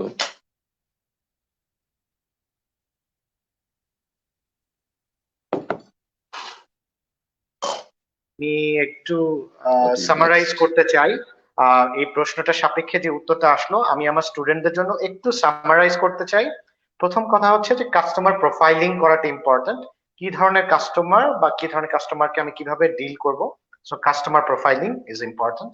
নাম্বার 2 হচ্ছে রিলেশনশিপ বিল্ডিংটা ইম্পর্টেন্ট। সবসময় আসলে আমি সেল করতে যাব তাই না, রিলেশনশিপ বিল্ডিং, রিলেশনশিপের ফ্যাক্টরটা আমাদেরকে মনে রাখতে হবে। আরেকটা হচ্ছে যে আমি কখনো মিথ্যা কথা বলা, মিথ্যা কথা বলে যে সেল করতে হবে, এটা একেবারে ভুল ধারণা। তো যেটা জানা গেল যে আসলে ট্রুথ বা নলেজ থেকে যে আমি ইনফরমেশনটা দিতে পারবো আমার কাস্টমারকে, সেভাবে আসলে বিক্রি করা উচিত, not with lies. It's a misconception. একটা সেলসম্যান যদি এই কাজটা করে, তাহলে সে নিজেই এই ট্র্যাকটাকে নষ্ট করে ফেলছে, এরকম একটা ব্যাপার। আরেকটা জিনিস যেটা হচ্ছে যে এমপ্যাথি। এমপ্যাথি মানে একটা সহমর্মিতা। আমি কাস্টমার হলে আমি এই জিনিসটা এভাবে কিনতাম কিনা, এই দামে বা এই কোয়ালিটি নিয়ে আমি স্যাটিসফাইড থাকতাম কিনা, এই ধরনের চিন্তা ভাবনা থাকতে হবে। আরেকটা হচ্ছে ওনারশিপ মেন্টালিটি। আমি আসলে নিজেই প্রতিষ্ঠানের মালিক, এই ধরনের একটা মাইন্ডসেট নিয়ে কাজ করলে এক সেলস এর মানুষ বা সেলস যারা কাজ করেন ওরা অনেক ভালো করতে পারবেন। আরেকটা পয়েন্ট যেটা উঠে এসেছে এই বিগত আলোচনাটার মধ্যে, সেটা হচ্ছে গোয়িং এক্সট্রা মাইল। মানে আর্লি ক্যারিয়ারে, স্পেশালি ক্যারিয়ারের আর্লি স্টেজে একজন সেলস ম্যান বা একটা সেলস এক্সিকিউটিভ যদি একটা আর্লি এক্সট্রা মাইল যদি তার যাওয়ার একটা ইচ্ছা থাকে যে সে একটু বেশি বেশি করে বেশি বেশি শিখবে, এ ধরনের মাইন্ডসেট একেবারে শুরুর দিকে থাকা উচিত। অনেক সময় 110%, 120% কন্ট্রিবিউট করা উচিত তার কাজের প্রতি। সো এটুকু আমি সামারাইজ করতে পারলাম। আশা করি আমাদের স্টুডেন্টরা এটা এই সামারাইজেশন থেকে উপকৃত হবে। And thank you very much again sir আপনার এই খুব টেকনিক্যাল আলোচনাটা তুলে ধরার জন্য। আমি এখন আমাদের নেক্সট প্যানেল ডিসকাসেন্ট নাজমুন নাহার ইভা ম্যামের কাছে যাব। উনি উনার এক্সপার্টাইজ এরিয়া থেকে আমাদের গেস্টের কাছে প্রশ্ন তুলে ধরবেন। সো ম্যাডাম একটু কাইন্ডলি আপনি একটু স্যারের সাথে যদি আলাপ করতেন, আর আপনার মাইকটা একটু আনমিউট করে নিতে হবে, আমি দেখতে পাচ্ছি মিউট করা আছে। তো একটু কাইন্ডলি আমাদের গেস্টের কাছে আপনার প্রশ্নটা তুলে ধরুন।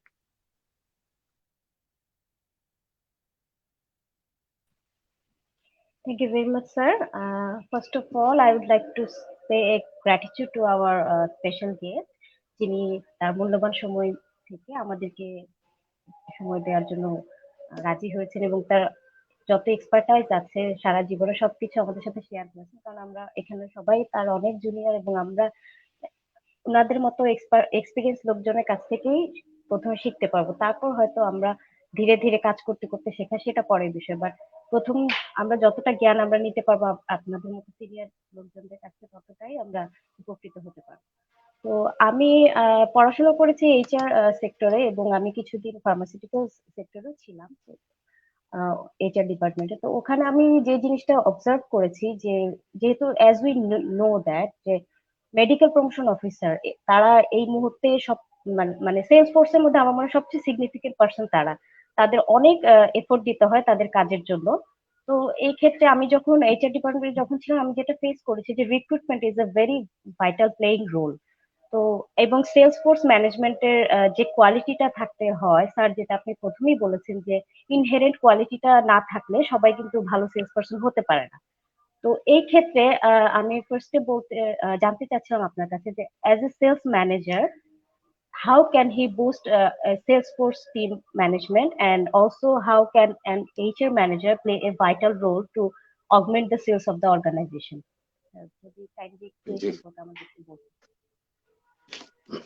Thank you very much for asking, Nazmun Nahar.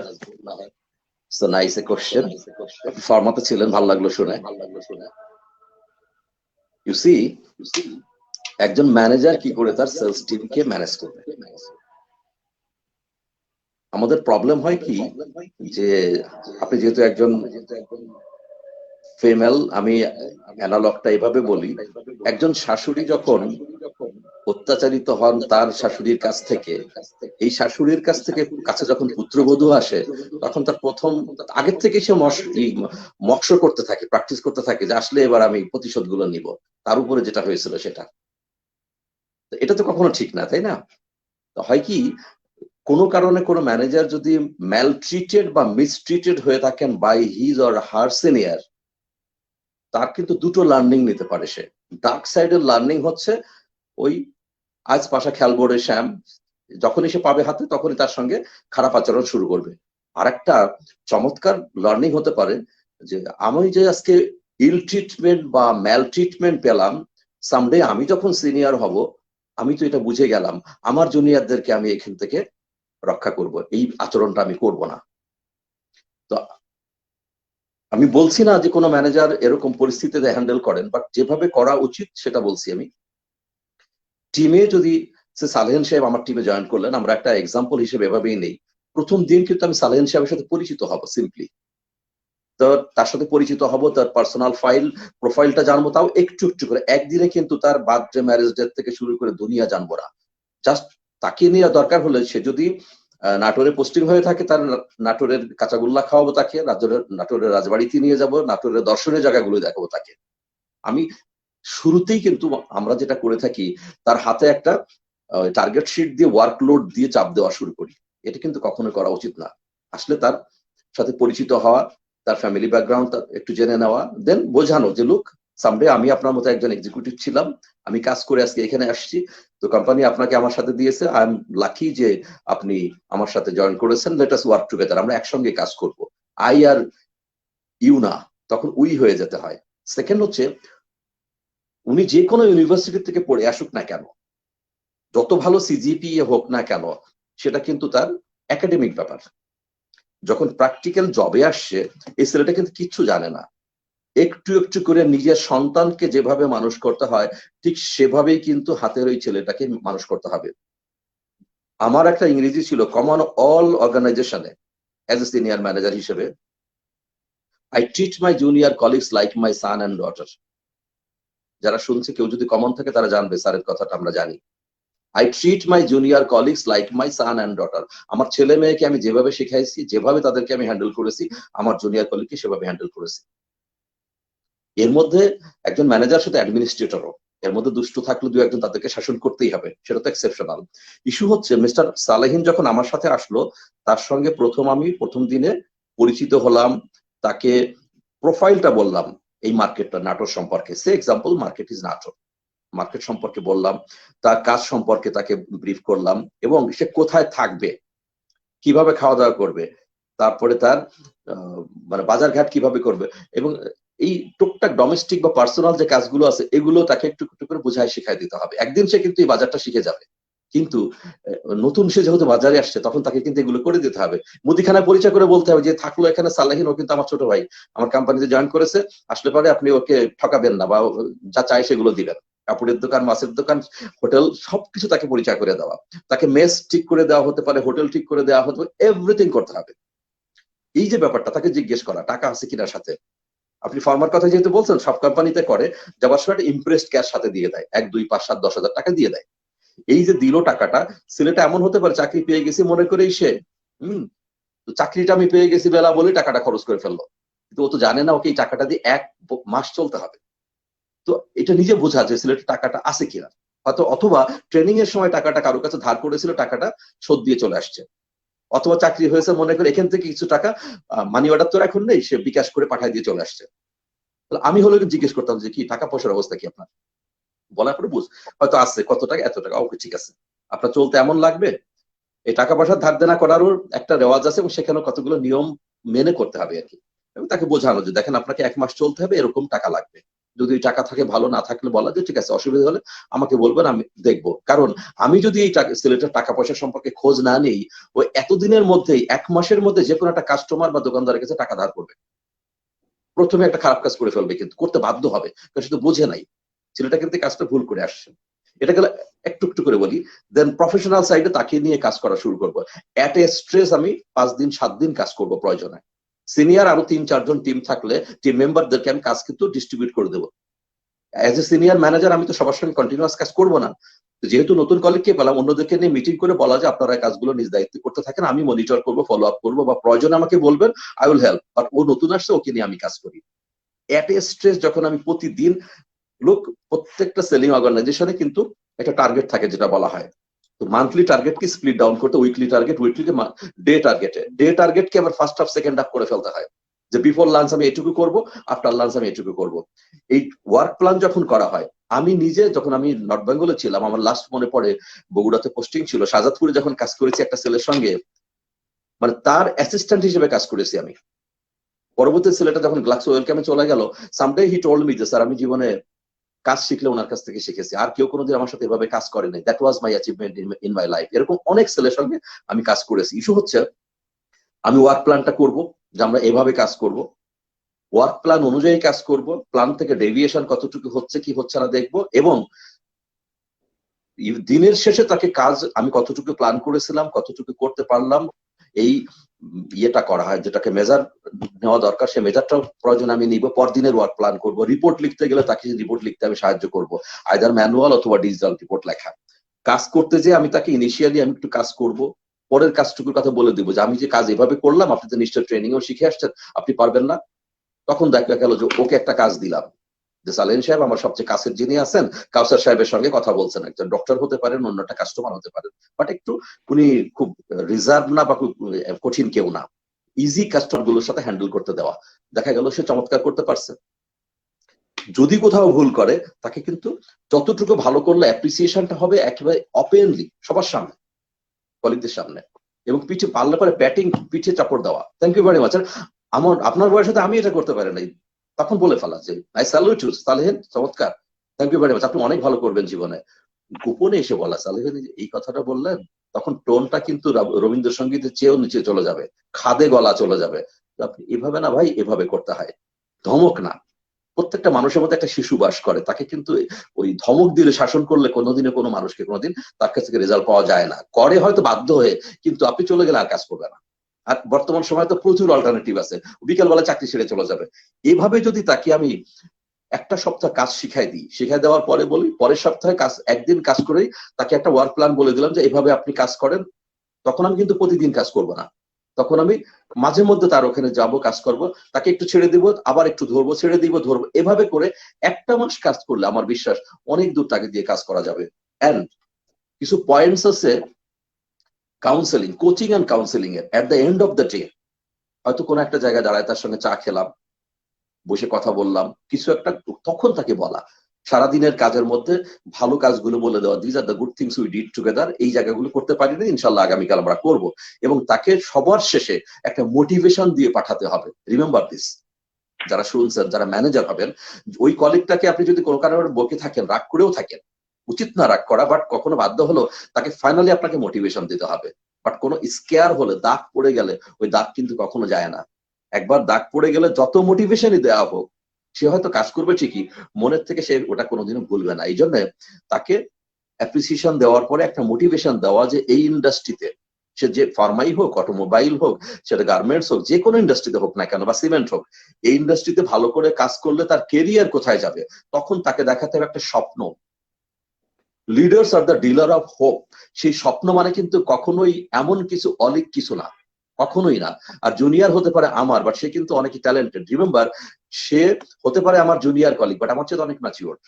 আমরা ম্যানেজার একটা ভুল করি, তাকে আমরা শাসন করি, আমার ম্যানেজারগিরি বা লিডারশিপ দেখাই, বাট আমরা জানি না যে সালেহিন বাড়িতে না গেলে সালেহিনের জমি মাপা হবে না, একটা বিয়ের সিদ্ধান্ত হবে না, কোরবানির সিদ্ধান্ত হবে না, সালিশ দরবার হবে না। সালেহিন সো ইম্পর্টেন্ট যে সে ছাড়া এগুলো হবে না। সেই লোকটা আমার টিম মেম্বার বলে আমি তাকে তুচ্ছ তাচ্ছিল্য করছি, ইগনোর করছি। এই ইগনোর করার কারণে ওর ভিতর কিন্তু এভাবে স্কুইজ করে যায়, সিস্ট ফর্ম করে। ওই সিস্ট কিন্তু আর ভাঙা যায় না। এই জন্য human psychology very easy to handle and very difficult to handle. আমার জীবনের কিছু কিছু ঘটনা আজও আমি ভুলি নাই, আজও ভুলি নাই, এত দাগ কেটে আছে। বাট হয়তো কষ্টটা নাই, বাট আমি সেখান থেকে যেটা শিখেছি সেটা দিয়ে আমি আমার পরবর্তী সময়কার জুনিয়র কলিগদেরকে এমন ভাবে হ্যান্ডেল করেছি। আপনাদেরকে আজকে বলে রাখি যে 100টা ছেলের মধ্যে 100টা তো আমাকে পছন্দ করবে না, পৃথিবীতে কেউ করে নাই, আল্লাহকে পছন্দ করে না, নবীকেই মানে নাই, আমি তো সাধারণ গুনাহগার বান্দা। আমার টিমের যে লোকটা আমাকে কখনো পছন্দ করে নাই, সেও কখনো বলবে না যে জিলানী স্যারের কাছে ছুটি চেয়ে পাই নাই। আমার জীবনে ছুটির একটা কষ্ট ছিল এক সময়, আমার বাবা স্ট্রোক করে প্যারালাইজড হয়েছিলেন। তো ইস্যু হচ্ছে, আমি ঈদের সময় সিম্পলি বলে দিই, চাঁপাইনবাবগঞ্জে যার বাড়ি, তাকে ঈদের 3-4-5 দিন আগ থেকে ইচ্ছা করে ট্যুর বানায় দিব, টাঙ্গাইল কাজ করে সিরাজগঞ্জে, বগুড়া যে রাত্রে থাকবে, পরদিন সকালে বগুড়া থেকে ভোরবেলা উঠে নাটোরে পৌঁছবে 9টায়, নাটোর টাচ করে রাজশাহী চাপাইতে চলে যাবে।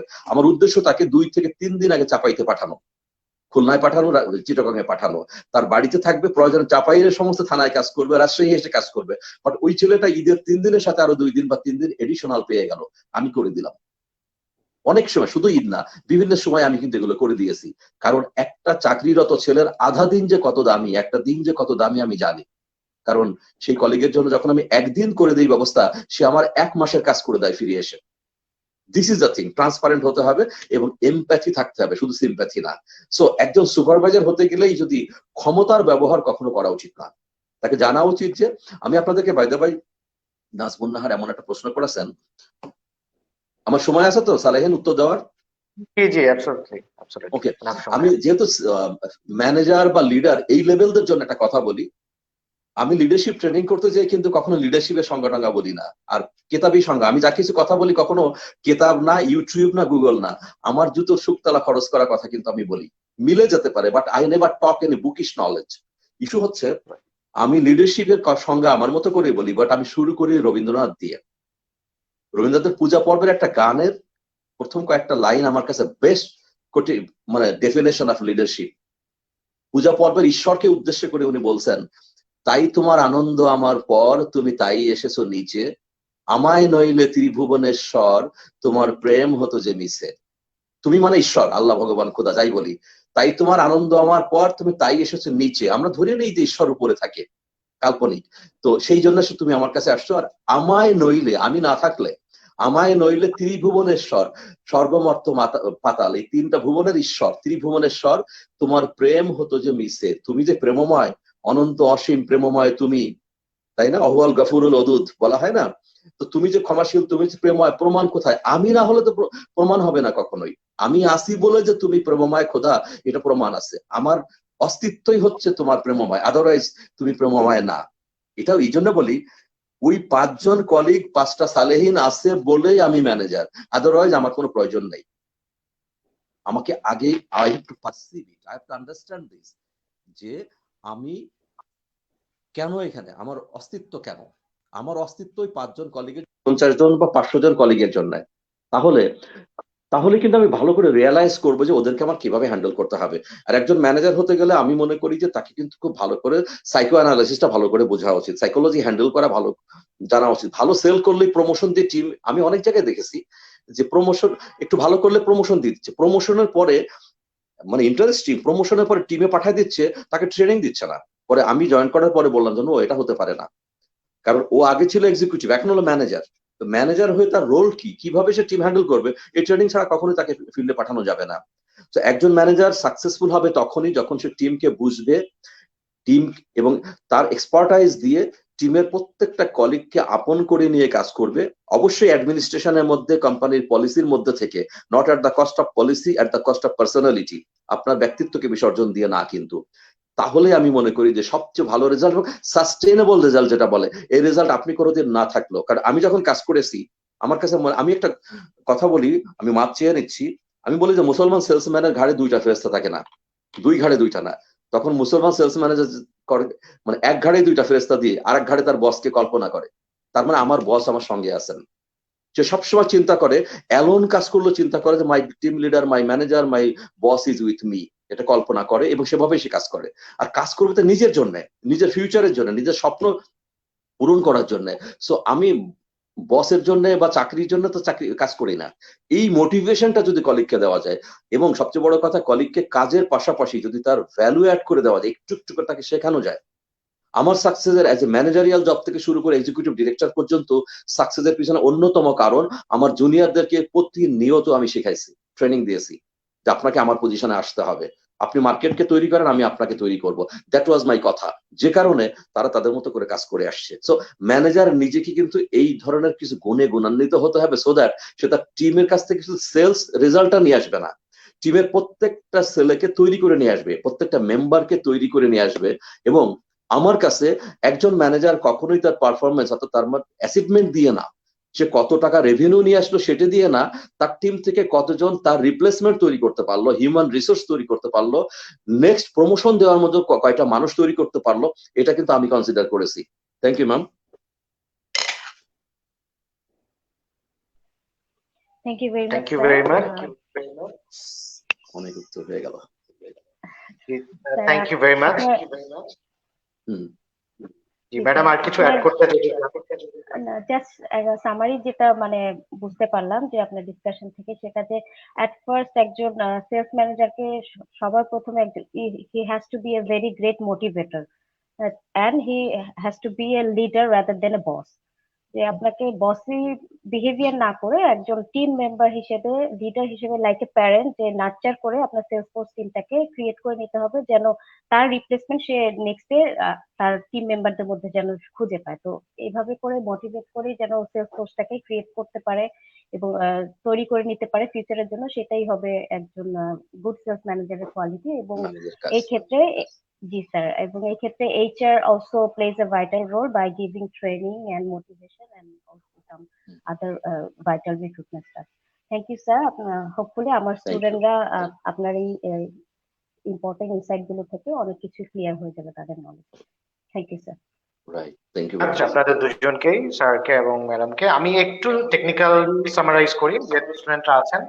সো আমি যেটুকু বুঝলাম যে আসলে এখানে কয়েকটা ফ্যাক্টর আছে, যেটা একটা ম্যানেজার মানে একজন সেলস এক্সিকিউটিভ তার সম্পর্কে তো অনেক কিছু বলা হলো, বাট একটা ম্যানেজার আসলে তার সাবঅর্ডিনেট কে কিভাবে ট্রিট করবে, that is also very important. প্রথম কথা হচ্ছে সে যখন এক জায়গায় পোস্টেড হবে একজন এক্সিকিউটিভ, তাকে টিম বন্ডিং এর যে ফ্লেভারটা বা যে আইডিয়াটা তার মধ্যে দিয়ে দিতে হবে একজন বস বা লিডার, যাই বলছি আমরা। আরেকটা হচ্ছে যে তাকে ট্রেন করতে হবে, দ্যাট ইজ অলসো ইম্পর্টেন্ট। ম্যানেজারের রোল হচ্ছে সে তার সাবঅর্ডিনেট কে বা তার কলিগসদেরকে, জুনিয়র কলিগসদেরকে ট্রেন করবে। আরেকটা যেটা পয়েন্ট আমরা পেয়েছি যে পার্সোনাল লাইফের বিভিন্ন ইস্যুকে কিছুটা হলে সিকিউর করতে হবে অ্যাজ এ লিডার, সেগুলোকে কনসিডারেট হতে হবে, কনসিডার করতে হবে। শুধু প্রফেশনাল আলোচনা করলে আসলে ইনকমপ্লিট হয়। অ্যাপ্রিসিয়েশন করতে হবে, তার বিভিন্ন অ্যাচিভমেন্টকে সবসময় অ্যাপ্রিসিয়েট করার একটা টেন্ডেন্সি থাকতে হবে। দেন আমরা আরো যেটা জানতে পারলাম যে আসলে টার্গেট কিভাবে ফিক্স করতে হয়, এটা একটা কোচিং এর দরকার হয়। সো এই ধরনের কোচিং গুলো, টেকনিক গুলো তাকে শেখাতে হবে তার সিনিয়রের। ওয়ার্ক প্ল্যান করা, এসব ক্ষেত্রে সিনিয়রের দায়িত্ব থেকে যায় হেল্প করা।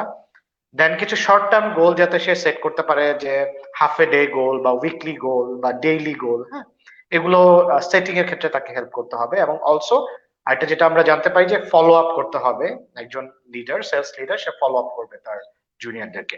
আরো কিছু ব্যাপার এই আলোচনায় বের হয়ে এসেছে, সেটা হচ্ছে যে ইনফর্মাল কাউন্সেলিং হতে পারে, চা খেতে খেতে অনেক কিছু আলোচনা করা যেতে পারে বিভিন্ন মার্কেট নিয়ে, বিভিন্ন আসলে বা বিভিন্ন কাস্টমারকে কিভাবে ডিল করতে হয় সেগুলো করা যেতে পারে। এবং আরেকটা যেটা বের হয়ে আসলো আলোচনায়, যে তাকে আসলে ভয় দেখানো যাবে না, ভয় থেকে সে আসলে আউটপুট বা ডেলিভারি দিতে পারবে না। So don't scare your subordinates. একটা কথা যেটা আমার কাছে খুব ভালো লেগেছে, যেটা আসলে বলা যায় সেলস লিডারশিপটা অবশ্যই লিডারশিপ সম্পর্কেও বলা যায়, যে leaders are the dealer of hope. So খুবই সুন্দর একটি কথা, যে লিডার্স আসলে আশা বা ভরসা দেওয়ার সেই ব্যাপারটা বা সেই কায়দাটা তার জানতে হবে। তো বিউটিফুল ওয়ার্ডস, এবং খুব কাব্যিক ভাবে আমাদেরকে জিলানি স্যার আজকে যেভাবে জিনিসগুলো বুঝালেন, আশা করছি যে আমাদের স্টুডেন্টরা খুব সহজেই বুঝতে পারবে এবং পয়েন্ট গুলো পিক করে নিতে পারবে। আই হোপ যে ওনারা নোটবুক নিয়ে আমার মতনই নোটবুক নিয়ে বসেছেন এবং জিনিসগুলো ওয়ান বাই ওয়ান পিক করে নিচ্ছেন। অনেকগুলো বুলেটেড পয়েন্ট আমিও পেয়েছি, আমার মনে হয় তারাও পাবেন। এবং মেজরিটি আমাদের যারা স্পেশালি মাস্টার্স লেভেলের স্টুডেন্টরা সেলসে কাজ করেন, তারা ইমেন্সলি উপকৃত হবে। তো আমি নেক্সট আমাদের প্যানেল ডিসকাশনের কাছে যাচ্ছি। আমাদের এমবিএ প্রোগ্রামের ইনচার্জ, মাস্টার্স প্রোগ্রামের ইনচার্জ মিস্টার আনিসুল ইসলাম সজীব স্যারের কাছে। উনি ওনার স্পেশালাইজেশন এরিয়া থেকে যদি একটা প্রশ্ন বা কোন ডিসকাশন তুলে ধরতে চান, তো কাইন্ডলি আনিসুল ইসলাম সজীব স্যারকে আমি রিকোয়েস্ট করছি জয়েন করতে। স্যার, একটু আপনার যদি কিছু জানার থাকে বা বিশেষ কিছু বলার থাকে আপনার এরিয়া থেকে একটু তুলে ধরতে পারেন।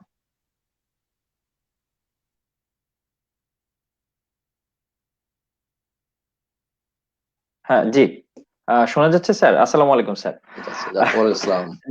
জি, আসলে স্যার আপনার কথাগুলো শুনছিলাম আর মন্ত্রমুগ্ধের মতো একটু নিজের পার্সোনাল লাইফটাকে একটু রিকল করছিলাম।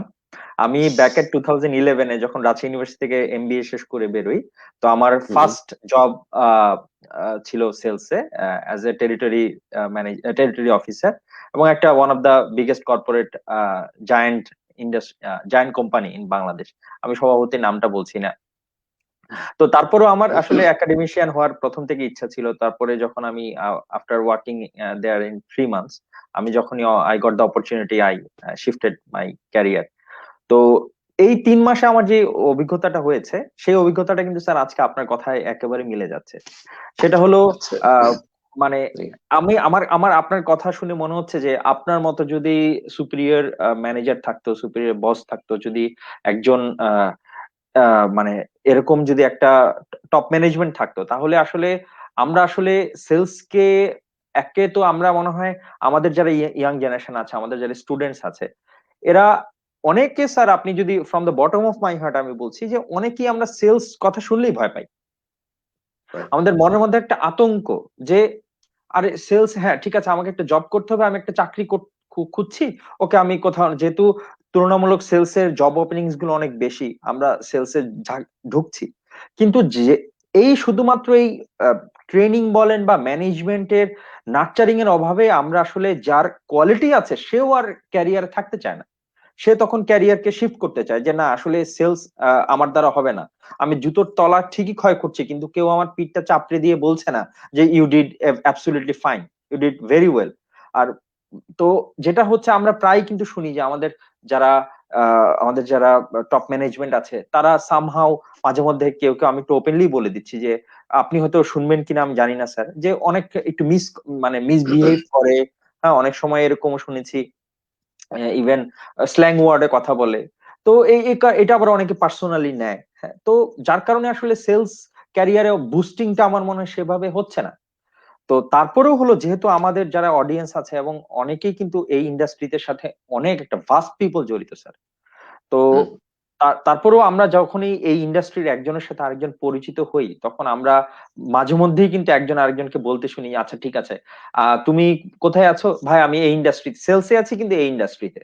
হ্যাঁ, কিন্তু আমি তো ভাই এফএমসিজি তে আছি, ফাস্ট মুভিং কনজিউমার গুডসে আছি, আমার তো হেভি প্রেসার, আমার তো এই সমস্যা ওই সমস্যা। আবার আরেকজন বলছে আমি অটোমোবাইলে আছি, আমার এই সমস্যা। আরেকজন বলছে আমি ফার্মাসিউটিক্যালসে আছি, আমার এই সমস্যা।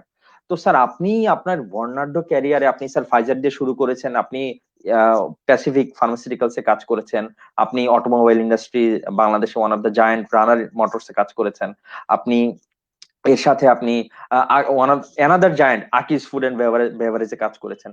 এই যে স্যার এত, আপনি এফএমসিজি তে আছেন, আপনি ফার্মাসিউটিক্যালস এ আছেন, আপনি অটোমোবাইল ইন্ডাস্ট্রিতে আছেন, তারপরে আপনি বিভিন্ন জায়গায় ট্রেনিং এ গিয়েছেন, ট্রেনিং দিয়েছেন, you have been so many places. তো এই যে স্যার, মানে আদৌ কি স্যার এই এফএমসিজি সেলস বলেন বা অন্য কোনো, এই যে সেক্টর ওয়াইজ যে সেলস বা সেক্টর ওয়াইজ যে আমাদের ইন্ডাস্ট্রি, সেখানে কি আদৌ কোনো মানে পার্থক্য আছে নাকি মোটামুটি আজকে আমাদের যে ডিসকাশন থেকে যে কথাগুলো উঠে আসছে এগুলো সবার উপরই অ্যাপ্লিকেবল, নাকি আলাদা ইন্ডাস্ট্রি ওয়াইজ, প্রোডাক্ট ওয়াইজ, হ্যাঁ, বা কাস্টমারের ডিমান্ড ওয়াইজ কি আমাদের কি কোনো পরিবর্তন আনতে হবে কিনা? আপনার এক্সপিরিয়েন্সের আলোকে যদি আমাদেরকে কিছু বলতেন sir. Thank you very much Anisul Islam Sajib. আপনি পারহাপস কোর যেটা জানতে চাচ্ছেন সেটা হচ্ছে সেলস ম্যানেজমেন্ট অ্যান্ড স্ট্রেস, এই জায়গাটা।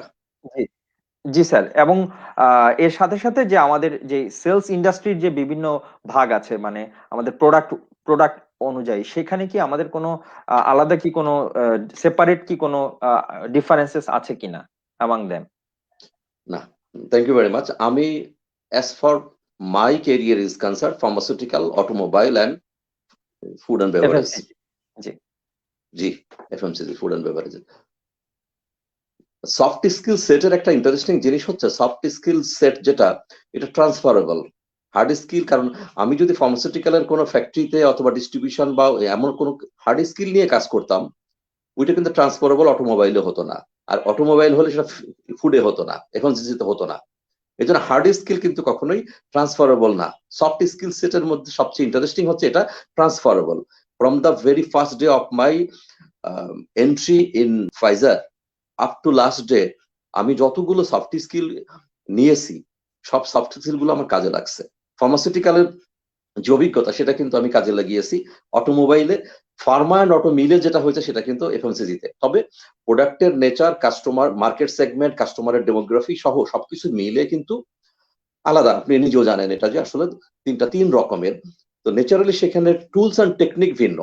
ফার্মাসিউটিক্যালের এক রকমের, কারণ আমার প্রথম যেটা ছিল সেটা কিন্তু এই প্রোডাক্টটা নিজে কখনো বিক্রি করা যায় না। ফার্মাসিউটিক্যালের প্রোডাক্টটা কিন্তু আমাদের শুধুমাত্র ডিমান্ড তৈরি করতে হয়। এখনো পর্যন্ত আমাদের সময় that was A golden time in pharmaceutical. যদিও এখন নানা কারণে এখন পরিস্থিতি চেঞ্জ হয়ে গেছে, এনভায়রনমেন্ট চেঞ্জ হয়ে গেছে, আমি জানি what is happening there, but এখনো কিন্তু সেই ইয়ে রয়ে গেছে যে এই প্রোডাক্টটা সেল করতে যে সেলস পিপল কিন্তু ডিরেক্টলি সেল করতে পারে না। এর দুটো পার্ট আছে। একটা পার্ট হচ্ছে, আপনারা মনে হয় ওটিসি শব্দটা জানেন, ওভার দ্য কাউন্টার যে সেল হয়, প্যারাসিটামল থেকে শুরু করে বেশ কিছু প্রোডাক্ট, ওইটা দোকানের মালিক যারা তারা বিক্রি করতে পারে, তার কাছে যেটা স্টক থাকে, দ্যাট মিনস যেটাতে তার প্রফিট বেশি। 1 টাকা দিয়ে কিনে 1 টাকা, মানে আটানা কিনে 1 টাকায় বিক্রি করতে পারলে তার 100% প্রফিট যদি হয় সেটাই সে বেচবে। তার কাছে সে শুধু বিক্রি করে ওটাই যেটা নাকি তার ভালো দামে কেনা থাকে। তো ওই ক্ষেত্রে কিন্তু রোল খুব একটা বেশি থাকে না ফার্মাসিউটিক্যালের লোকের, যেটা ফ্রি গুডস, বোনাস, এরকম কিছু কিছু অফার টফার দেওয়া থাকে। আর কিছু কোম্পানি আছে যারা মার্কেটিং ওরিয়েন্টেড না, তারা কিন্তু প্রেসক্রিপশন জেনারেশনের মধ্যে থাকে না, তারা এই মার্কেটটাকে অ্যাড্রেস করেই যায়, পুশ করে। তো এক্ষেত্রে অ্যাকচুয়ালি ফার্মাসিউটিক্যাল পিপলের শেখা যেটা, শেখা যেটা, এটা কিন্তু হয় না। বাট টপ 10-20 কোম্পানির মধ্যে যখন চলে আসা যাবে, they play in the prescription market, এবং সেইখানেই কিন্তু চ্যালেঞ্জটা থাকে। তো এই সেলটা যেহেতু আমি সরাসরি ছিলাম, আপনারা জানেনও অবশ্যই, কারণ you have to generate prescription. আবারও আমি রবীন্দ্রনাথে চলে আসি। চমৎকার একটা কথা হচ্ছে, আমি রূপে তোমায় ভোলাবো না, ভালোবাসায় ভোলাবো, আমি হাত দিয়ে দ্বার খুলবো না গো, গান দিয়ে দ্বার খোলাবো। চমৎকার কথাগুলো, হাত দিয়ে দ্বার খুলবো না গো, গান দিয়ে দ্বার খোলাবো। ঠিক আছে, আমার গানই দ্বার খুলে দিবে। সিমিলারলি আমি কখনো বিক্রি করব না, আমার প্রেসক্রিপশন কিন্তু, মানে আমি তোমার কাছে বিক্রি করব না, তুমি আমার প্রেসক্রিপশনের কারণে তুমি আমার কাছে কিনতে বাধ্য হবা। তো এটা that is very interesting and challenging. আমার জীবনে খুব এনজয় করেছি সবসময় এটা আমি, কারণ সেলিং এ একটা মজার কথা বলা হয়, the sales people job starts when the customer says no। এখন আমি একটা নামি ব্র্যান্ড আছে, সে নামটা বলেই ফেলি এখন, সরি, নাপা একটা ব্র্যান্ড অথবা ফ্লাজিল একটা ব্র্যান্ড, এগুলো এত বেশি পরিচিত, দোকানে যে মানুষ বলে এটা দাও।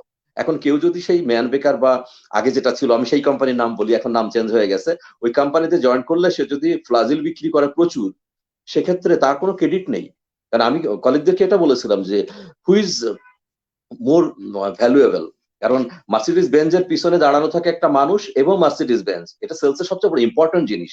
মার্কেটিং এর পি, এখন সালেহিন তো মার্কেটিং এর মাস্টার, আমি বলি যে অনেকগুলো পি বাদ আমার কাছে, বাংলাদেশের দুইটা পি কে আমি মনে করেছি important. Number 1 is the product, number 2 হচ্ছে who is the person behind the product. আমি যখন অটোমোবাইলে ছিলাম, আমার কলিগকে বলেছি, লুক, একটা প্রোডাক্টের দাম 30 লাখ টাকা, 50 লাখ টাকা, কখনোই আপনি মনে করবেন না আপনার মুখের কথা এসে প্রোডাক্টটা কিনবে, কারণ 50 লাখ টাকার প্রোডাক্ট কেনা মানেই হচ্ছে it is a kind of investment. জমি কেনা, ফ্ল্যাট কেনা বা বড় বড় ইনভেস্টমেন্ট করার মতো। সে কিন্তু বোকা না, কারণ আপনি আমাদের মেধা এবং শ্রম বিক্রি করি, আর উনি কিন্তু টাকা ইনভেস্ট করে প্রফিট করবেন আপনার কথায় না। তাহলে ভাবতে হবে 50 লক্ষ টাকার প্রোডাক্টের পিছনে যে মানুষটা দাঁড়ানো আছে, তাকে দেখতে কি 50 লক্ষ টাকার মানুষের মতো? এই জন্য সেলসে বলা হয় sell yourself before selling your product. নিজেকে, এক্ষেত্রে সেলস পিপলের ফিজিক্যাল প্রেজেন্টেশন দরকার, তার ভোকাবুলারি দরকার, তার কমিউনিকেশন স্কিল দরকার, তার ম্যানার্স দরকার, তার অ্যাটিটিউড দরকার, তার ডিসিপ্লিন দরকার আছে, অনেক অনেস্টি দরকার, এরকম অনেকগুলো কোয়ালিটিতে কিন্তু তাকে একেবারে তিলে তিলে তোলোত্তমা হতে হয়। তাহলে মার্সিডিজের পিছনে যে ভদ্রলোক দাঁড়ায় মার্সিডিজটা বিক্রি করে, মার্সিডিজের কারণ, মানে ব্যক্তি কি মার্সিডিজ বিক্রি করলো, নাকি মার্সিডিজের কারণে ব্যক্তি বিক্রি হলো? আমি ফ্লাজিল বিক্রি করলাম, না ফ্লাজিলের কারণে আমি বিক্রি হলাম? ফ্লাজিল বিক্রি করার যোগ্যতা কি আমার আছে? ইস্যু কিন্তু এই জায়গাটাতেই, যে আসলে ওই ওটিসি প্রোডাক্ট গুলো বিক্রি করে কোনো কিছুই সম্ভব হবে না, কিন্তু প্রেসক্রিপশনের প্রোডাক্টে যখন যাচ্ছি আমি, তখন প্রেসক্রিপশন করায়ে দেন বাধ্য করছি আমি কেমিস্টকে যে তোমাকে এই প্রোডাক্টটা কিনতেই হবে, গান দিয়ে দেওয়ার খোলাবো। এখন ফার্মাসিউটিক্যাল সেলস এর বাইরে যখন আমি অটোমোবাইলে চলে আসবো, তখন কিন্তু মার্কেটটা, এই জিওগ্রাফি একই, কিন্তু এখানে মার্কেটটা কিন্তু ডেমোগ্রাফি এবং সেগমেন্ট কিন্তু আলাদা, এবং ইউনিট প্রাইস তো একটা প্রোডাক্টের দাম 1 টাকা, 2 টাকা, 5 টাকা হতে পারে, বা 50 টাকা, 100 টাকার বেশি না ফার্মাসিউটিক্যালে। বাট অটোমোবাইলে একটা প্রোডাক্টের 10 লাখ টাকার নিচে, 10 লাখ টাকার প্রোডাক্ট নাই, 15-20 লাখ টাকা আমি যেখানে হ্যান্ডেল করে আসছি। বাট যখনই আমার আরেকটা ডাইভার্সিটি চলে আসলো, চেঞ্জ আসছে আমার ক্যারিয়ারে, তখন কিন্তু 10-15 টাকার প্রোডাক্টও আছে, ড্রিঙ্কস বা ফুডের যেটা। এইখানে আবার সবচেয়ে ইন্টারেস্টিং হচ্ছে এই ইন্ডাস্ট্রিটা, লাস্টে আমি যেখানে ছিলাম এফএমজিজিতে, নাম্বার 1 হচ্ছে আপনার প্রোডাকশন, কারণ আপনার এজেন্সি আপনাকে অ্যাড করে দিচ্ছে, ডিজিটাল মার্কেটিং বা যে কোনো মার্কেটিং আমি করি না, কারণ মোস্টলি অ্যাড এখানে আসে, তো অ্যাড করে দিচ্ছে। আর ডিস্ট্রিবিউটরের কাছে মালটা পৌঁছানো, প্রোডাক্টটা পৌঁছানো, কারণ আপনি যখন পানি খেতে যাচ্ছেন, আপনার কাছে স্পা আছে না, মাম আছে না, আর একটা আছে এভারেস্ট আছে, দোকানে যদি এভারেস্টই থাকে আমি হয়তো এভারেস্টই নিয়ে নেব। সুতরাং এই কোন পানিটা দোকানে আছে এটা কিন্তু এখন কোক আছে না মজো আছে, এটা আমি চাইলাম হয়তো কোক, এই দোকানে যদি কোক নাই থাকে অগত্য, কিন্তু আমি তখন কোক হয়তো নিয়ে নিবো। আমি এখানে প্রোডাক্ট গুলো কিন্তু এরকমই। সো এফএমসিজি তে যেটা ইম্পর্টেন্ট সেটা হচ্ছে প্রোডাকশনটাকে এনশিওর করা এবং ডিস্ট্রিবিউশনে স্মুথলি, কখনোই খালি হতে দেওয়া যাবে না। যেমন বলা হয় না অলস মস্তিষ্ক শয়তানের বাসা, সেরকম কোন একটা শপ বা আউটলেট যদি আমার প্রোডাক্ট না থাকে, ওটাও কিন্তু কম্পিটিটরের বাসা হয়ে যাবে, তখন ওই জায়গাটা দখল করে নিব অন্য কম্পিটিটর। বাট 3 জায়গার মার্কেটিংটাই ভিন্ন রকম, বাট 3 জায়গার জন্যই কিন্তু যে সফট স্কিল সেট একই। এই জন্য আমি বলতে চাই যে কোনো পিপল, যে কোনো একজন কলিগ যখন জয়েন করবে কোনো সেলস ইন্ডাস্ট্রিতে, সে থরলি যদি সেলসটা শিখে, এবং আমি জীবনে চেঞ্জ করেছি কিন্তু একটা কারণে, টু টেস্ট মাইসেলফ। যে দেখি আমি তো এখানে আমার জন্য স্মুথ হয়ে গেছে, ওইটা কিরকম। দেখা গেল যে না, আসলে ওই আমার অর্জিত নলেজের কারণেই আমি জিনিসটাকে আমার মতো করে সাজায় নিতে পারছি। কিছু কাস্টমাইজ করতে হয়। সো আমি রিকোয়েস্ট করব এই সুযোগেই, যারা কখনো আসতে চান না, তবে আম, সজীব সাহেব যে কথাটা বললেন আমি একমত 100 বার। সেটা হচ্ছে দুটো কারণে সবাই ভয় পাচ্ছে। একটা, সেলস এর জব সবচেয়ে বেশি অ্যাভেলেবল, এবং আবারও বলি করোনা পরবর্তী সময়ে আপনি যে কোনো একটা এবিসিডি বা XYZ কোম্পানিতে আপনি শুরু করেন, আপনি সেলস একটা জব পাবেন, আদারওয়াইজ আপনার নাম থাকবে বেকার। আপনি জেড কোম্পানিতে জয়েন করে যান, মার্কেটে যান, পরিচিতি হোক, কাজ করেন, একটু কষ্ট করেন, ধৈর্য ধরেন, দেখবেন আপনার কাজের কারণে এবিসিডি কোম্পানি আপনাকে পিক করে নিয়ে যাবে, আপনি সুইচ করে চলে যাবেন, অসুবিধা কি। তবুও বাসায় বসে থেকে চাকরির জন্য পরীক্ষা দেওয়া এবং চাকরির জন্য তাবিজ পানি পড়ার চাইতে আপনি নিজে কোথাও একটা জয়েন করে যান। বাট ওই যে আতঙ্কের কথা বললেন, অনেক ক্ষেত্রে বাংলাদেশে এখন আতঙ্ক বিরাজ করছে, এটা সত্যি কথা। আমি প্র্যাকটিক্যালি, যেহেতু আমি প্র্যাকটিক্যাল ফিল্ড থেকে আসছি, আতঙ্ক বিরাজ করে। এর কারণ হচ্ছে আমাদের পরবর্তী সময়কার যে লিডার লাইনটা, ম্যানেজার লাইনটা, তাদের মধ্যে অনেকেই ভালো আছেন, আমি শ্রদ্ধা করে সম্মান করে বলছি। বাট অনেক ক্ষেত্রে দেখা যায় once I become the manager, তখন মনে হয় আমি রিমোট কন্ট্রোল দিয়ে আমি চালাবো, তখন আমার কাজ থাকে না। আমি বাজারজাতকরণ পত্রিকায় প্রমোশন নিয়ে একটা লেখা, মানে ইনস্টলমেন্টে আমি লিখতেছি, এই পয়েন্ট গুলো চলে আসতেছে এখানে। একটা পয়েন্ট হচ্ছে যে আমি প্রমোশন পাওয়ার পরে 5 জনের টার্গেট হচ্ছে 5-20-100। আগে আমি একা ছিলাম, তখন আমার টার্গেট ছিল 100, এখন আমার টার্গেট হচ্ছে 5-20-100, তাহলে আমার টোটাল টার্গেট তো 100। আমাদের প্রফেট কিন্তু বলছিলেন, কোন একটা আয়াত নাজির হওয়ার পরে বলছিলেন যে এই আয়াতটা আমাকে করে দিয়েছে, একদিনের মধ্যে আমার চুল দাড়ি সাদা করে ফেলছে। তো আমি যখন ম্যানেজার হয়ে যাচ্ছি, আমি লিডার হয়ে যাচ্ছি, তখন কিন্তু 5 জনের দায়িত্ব তো আমার ঘাড়ে। ওই 5টা মানুষের আচরণ, তারা যদি কোনো খারাপ কাজও করে মার্কেটে, তার দায়িত্ব কিন্তু আমাকে নিতে হবে। কোনো অবস্থা আমি দায়িত্ব এড়াতে পারবো না। কারোর সাথে প্রেম করে কারোর মেয়ে নিয়ে ভাগলেও তার দায়িত্ব কিন্তু আমার ঘাড়ে আসবে, যে কোনো কিছুই। সে তবলিগের চিল্লাই গেলেও কি দায়িত্ব আমার, যে তুমি কাজ করতে এসে তুমি 3 দিনে চিল্লাই কি করে গেলা। তার মানে ওই লোকটার ব্যক্তিগত জীবন যতটুকু সম্ভব এবং প্রফেশনাল জীবন, পুরো জিনিসটাকে কিন্তু আমি আমার নিয়ন্ত্রণের মধ্যে নিয়ে আসবো, উইথ কনসেন্ট জানবো আমি, এবং তাদেরকে আপন করে নিব। তো এই ম্যানেজাররা সেভাবে কাজ না করে মনে করে যে আমি তো ম্যানেজার হয়ে গেছি, আমার তো কোনো কাজ নাই। এই বলেন, সদীপ সাহেব কি অবস্থা, কেন টার্গেট হয়নি কেন? এই যে ধমক দেওয়া শুরু হলো, ব্লাড প্রেশার, আমি তো ইদানিং দেখতে পাচ্ছি অনেকের ব্লাড প্রেশার বেড়ে যাচ্ছে, ডায়াবেটিস হয়ে যাচ্ছে, অনেক রকম ব্যাক পেনের, লো ব্যাক পেনের কিন্তু 70-75% কারণ হচ্ছে অ্যাংজাইটি, টেনশন। ব্যথার ওষুধ এটা কাজ হয় না, ব্যথার ওষুধের সঙ্গে কিন্তু একটা ওই ট্রাইসাইক্লিক অ্যান্টিডিপ্রেসেন্ট ওষুধ দিতে হয়। এই লো ব্যাক পেনের কারণ কিন্তু এই অ্যাংজাইটি আর স্ট্রেস। এই সেলস এর পিপলদের এই স্ট্রেসের পিছনে কারণ সবাই না, কিছু কিছু তাদেরকে হ্যান্ডেল করা হয় না এভাবে। আমি যদি তাকে একটু আগের সেশনে যেটা বলেছিলাম আমি, যে অন্তর থেকে তাকে আপন করে নিয়ে যদি কাজ শেখাতাম, চ্যালেঞ্জটা ফেস করতাম, তাকে ধীরে ধীরে তৈরি করে নিতাম, তার সমস্যার সময় তার পাশে চলে আসতাম, তো 80% করলে তো অ্যাপ্রিসিয়েট করা উচিত, পিঠে হাত দিয়ে। Who did this, who did this, তো তুমি করছো বা আপনি করেছেন, আপনি 80 পারলে আপনি নিশ্চয়ই আগামী মাসে 85-90 পারবেন, 100 পারবেন, কেন পারবেন না? মেনে নিতে হবে, কোনো সময় সে 110-20 করবে, কখনো 80-85-90 করবে, অন অ্যান অ্যাভারেজ অ্যানুয়ালি সে হয়তো 100 বা 100+ করবে। এই এনকারেজমেন্টের অভাবটা বাংলাদেশে কিন্তু প্রচন্ড ভাবে আছে। আর আচরণ যেটা, এই দুটো জিনিসই। তারপরেও বলবো, কোভিড পরবর্তী সময় যারা বেকার আছেন তাদের কাছে আমার অনুরোধ, সবচেয়ে বেশি দেখবেন যে সেলস এর রিক্রুটমেন্ট হবে। আপনারা target company top 10 top 5 company দরকার নেই। আপনি XYZ, আপনি ইউনিলিভারে জয়েন করতে চাচ্ছেন, কিন্তু ইউনিলিভার হয়তো আপনাকে নিচ্ছে না এখন। আপনি যে কোনো একটা ডিটারজেন্ট কোম্পানি বা যে কোনো একটা কোম্পানিতে বাংলাদেশের পরবর্তী গ্রেডে ঢুকে পড়েন, ঢুকে পাগলের মতো কাজটা শেখেন, কাজ করেন, আপনি দেখবেন আপনাকে পিক করবে। রিসেন্টলি আমি একটা ছেলেকে এক জায়গায় দিয়েছি, তাকে খালি বলেছি বাবা তুমি কাজ করো। আমি তাকে টেলিফোনে ট্রেনিং দিয়ে বলে দিয়েছি তুমি কাজ করো, দেখবো তোমাকে তোমার মার্কেট থেকে সামবডি উইল পিক ইউ। এটা হচ্ছে আপনার কোশ্চেনের পাশাপাশি, সজীব সাহেবের কোশ্চেনের পাশাপাশি অন্যদেরকে একটা অ্যাপ্রোচ রাখলাম চাকরিটা পাওয়ার জন্য, এবং আপনারা আসলে আমার মনে হয় ইন্ডাস্ট্রিটা আর একটু ভালো হবে আগামীতে। This are all about. Thank you.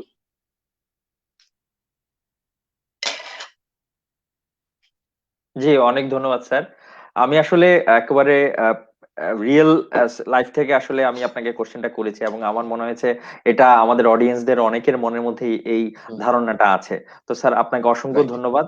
G, thank you sir. Thank you very much.